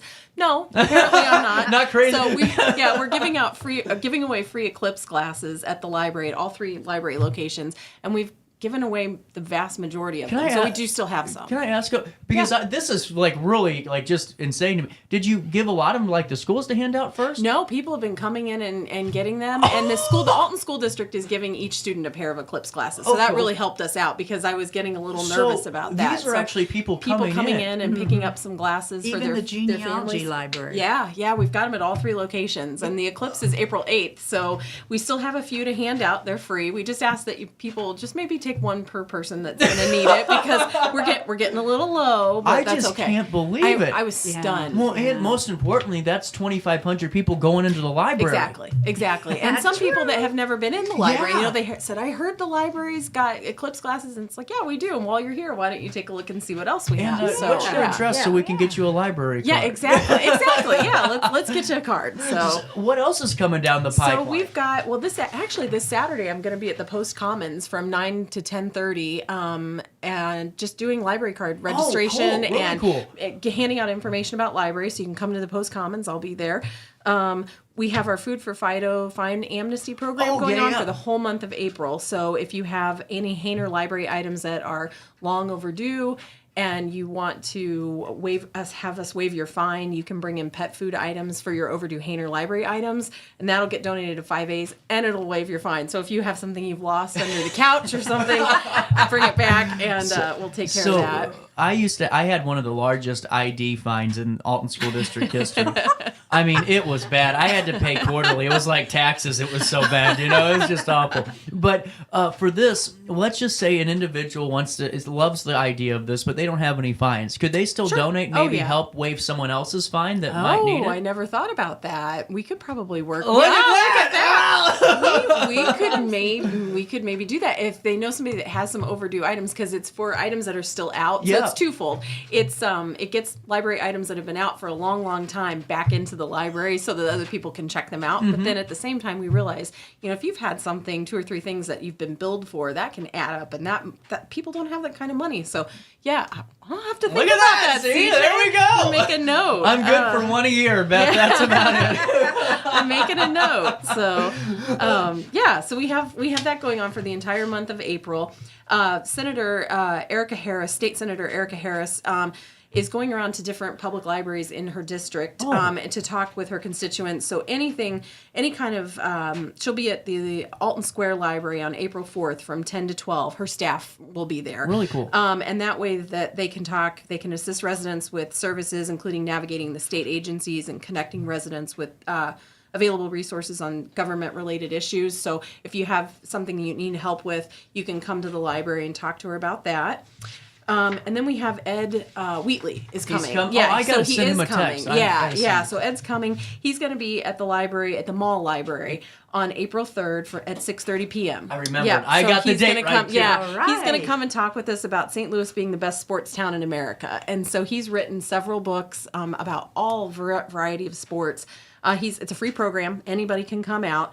And he's going to talk, like I said, about St. Louis being the best sports town in America and just the history of sports in St. Louis. Well, actually, he handed me a copy of that book when he was on. It was a wonderful read, too. Really, it's really, I like the way it's written because it's, kind of gives you that little bit of an atmosphere to it, too. When people have heard him talk are just like, if you haven't, come to the program because it's free, it's amazing. He's just full of sports knowledge about all kinds of sports. On top of it, too, Beth, did you know that chess is actually, St. Louis is like the national bed of chess, or probably the international bed of chess? Yeah, it's crazy. the biggest it's like area. The Chess Hall of Fame is in St. Louis. I swear, and you would never know it. Yeah, Bowling Hall of Fame is here, too. I saw that, too. And like wrestling and golf and tennis. He's going to talk about all of that. It just blew my mind. Who knew? So I think before I come the next time, we're going to have our spring reading retreat. So this is the second time we've done this. Our Kristen, one of our staff members, came up with this idea where people can come. This is going to be Friday, April 12th from 6 to 7:30. You can stay the entire time or just a portion of the time. But people are you're going to be able to come in, you're going to be able to have some lemonade, make a fruit kebab, make your own decorated pressed flower jar, and then just talk about books while you're doing it. Like, hey, That's what do you like to cool. read? What are you reading? Here's what I read. I like that a we'll have lot. a bunch of books out for people to choose from. You can bring your own book. You can hang off in the corner if you want and just read and not participate with the group. If you're more an introvert, you can just, we've got all kinds of, it's just a way for people to get to the library and just hang out for an hour and a half. Another question for a friend. Yeah. What's a pressed flower jar? So I've not made one before. I'm not very crafty. Neither am I. But we're gonna have like mason jars with preserved flowers that you can kind of decorate with, like, I think it's like decoupage. Oh, and really kinda, cool. Yeah. Maybe you could put a candle in there if you want to, or use it for storage. Yeah, it's just a way for people to get together and chat. So we're gonna have that. Okay. And then we have our X's and So's crafting program. This one's big because we just open up the multi-purpose room, and if you have any kind of craft project, art project that you want to work on but you need big space, you can push the tables together, you can like lay out a quilt, or if you want to talk with somebody about, doing some kind of digital or some kind of craft or art project, we'll have people there. It's just another way for people to connect and make a community Such a cool space. It is. It really is. Plus we have we put on our database that we have called Creative Bug. Yep. We put that on the TV. If people have a specific art project or craft project they're working on, we can go through and try to find a video to help you learn how to do it. We have, coffee, tea, that kind of thing. So well, and before we move on real quick, I think that's what, and I've said before, Hayner's definition, Hayner's community. Yeah, and for sure. What I think you guys do so much better, because everyone does some really cool things in the Illinois Heartland Library systems. Oh, yeah. But what I think you guys tackle is every aspect of your community in which you serve, because we're made up of crafters, artists, historians, and readers, writers, and teenagers. You make it to where it's something for everybody. Yeah. If they want to come in the doors, you're going to feel welcomed, and something's going to be there for you. Yeah, really cool. I go to once a quarter to the adult education program at Lewis and Clark College at the Scott Bibb Center, and I talk to the students that are enrolled in that. And, it's amazing what I'll mention. And even, at different places in life, there was a younger student there who said, I was talking about our small business database. Oh, yeah. And he's like, wait a minute, can you talk about that again? He wanted to start a lawn mowing business, and he needed some forms for it. Well, we had them. They're free.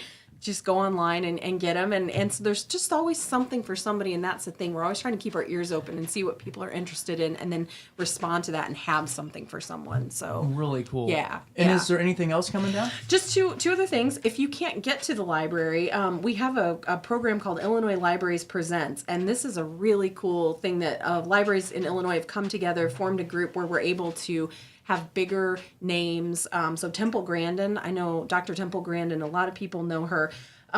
She is going to be presenting a program online. You can go to our website, HaynerLibrary.org, and go to the community or the events calendar, and you can find it, and there'll be a link for the program. She is a pretty so she's going to be talking about the hidden gifts of visual thinkers, and that's Wednesday, April 3rd at 7:00 p.m. So that's online, so you can do that from home, or you can come to the library. If you don't have access to the internet, you can come to the library, bring your headphones. We'll get you logged in. You can just plug your headphones in and listen to the program from a library computer. Too. Really cool. And then we also have one program starting for the entire month of April. It's an adult spring scavenger hunt. Oh, and so yes, so patrons 18 and older can stop by the library.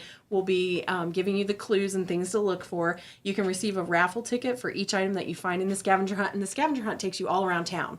So it's to become like, so that everybody can kind of feel like a community and go out and see what we have in the community.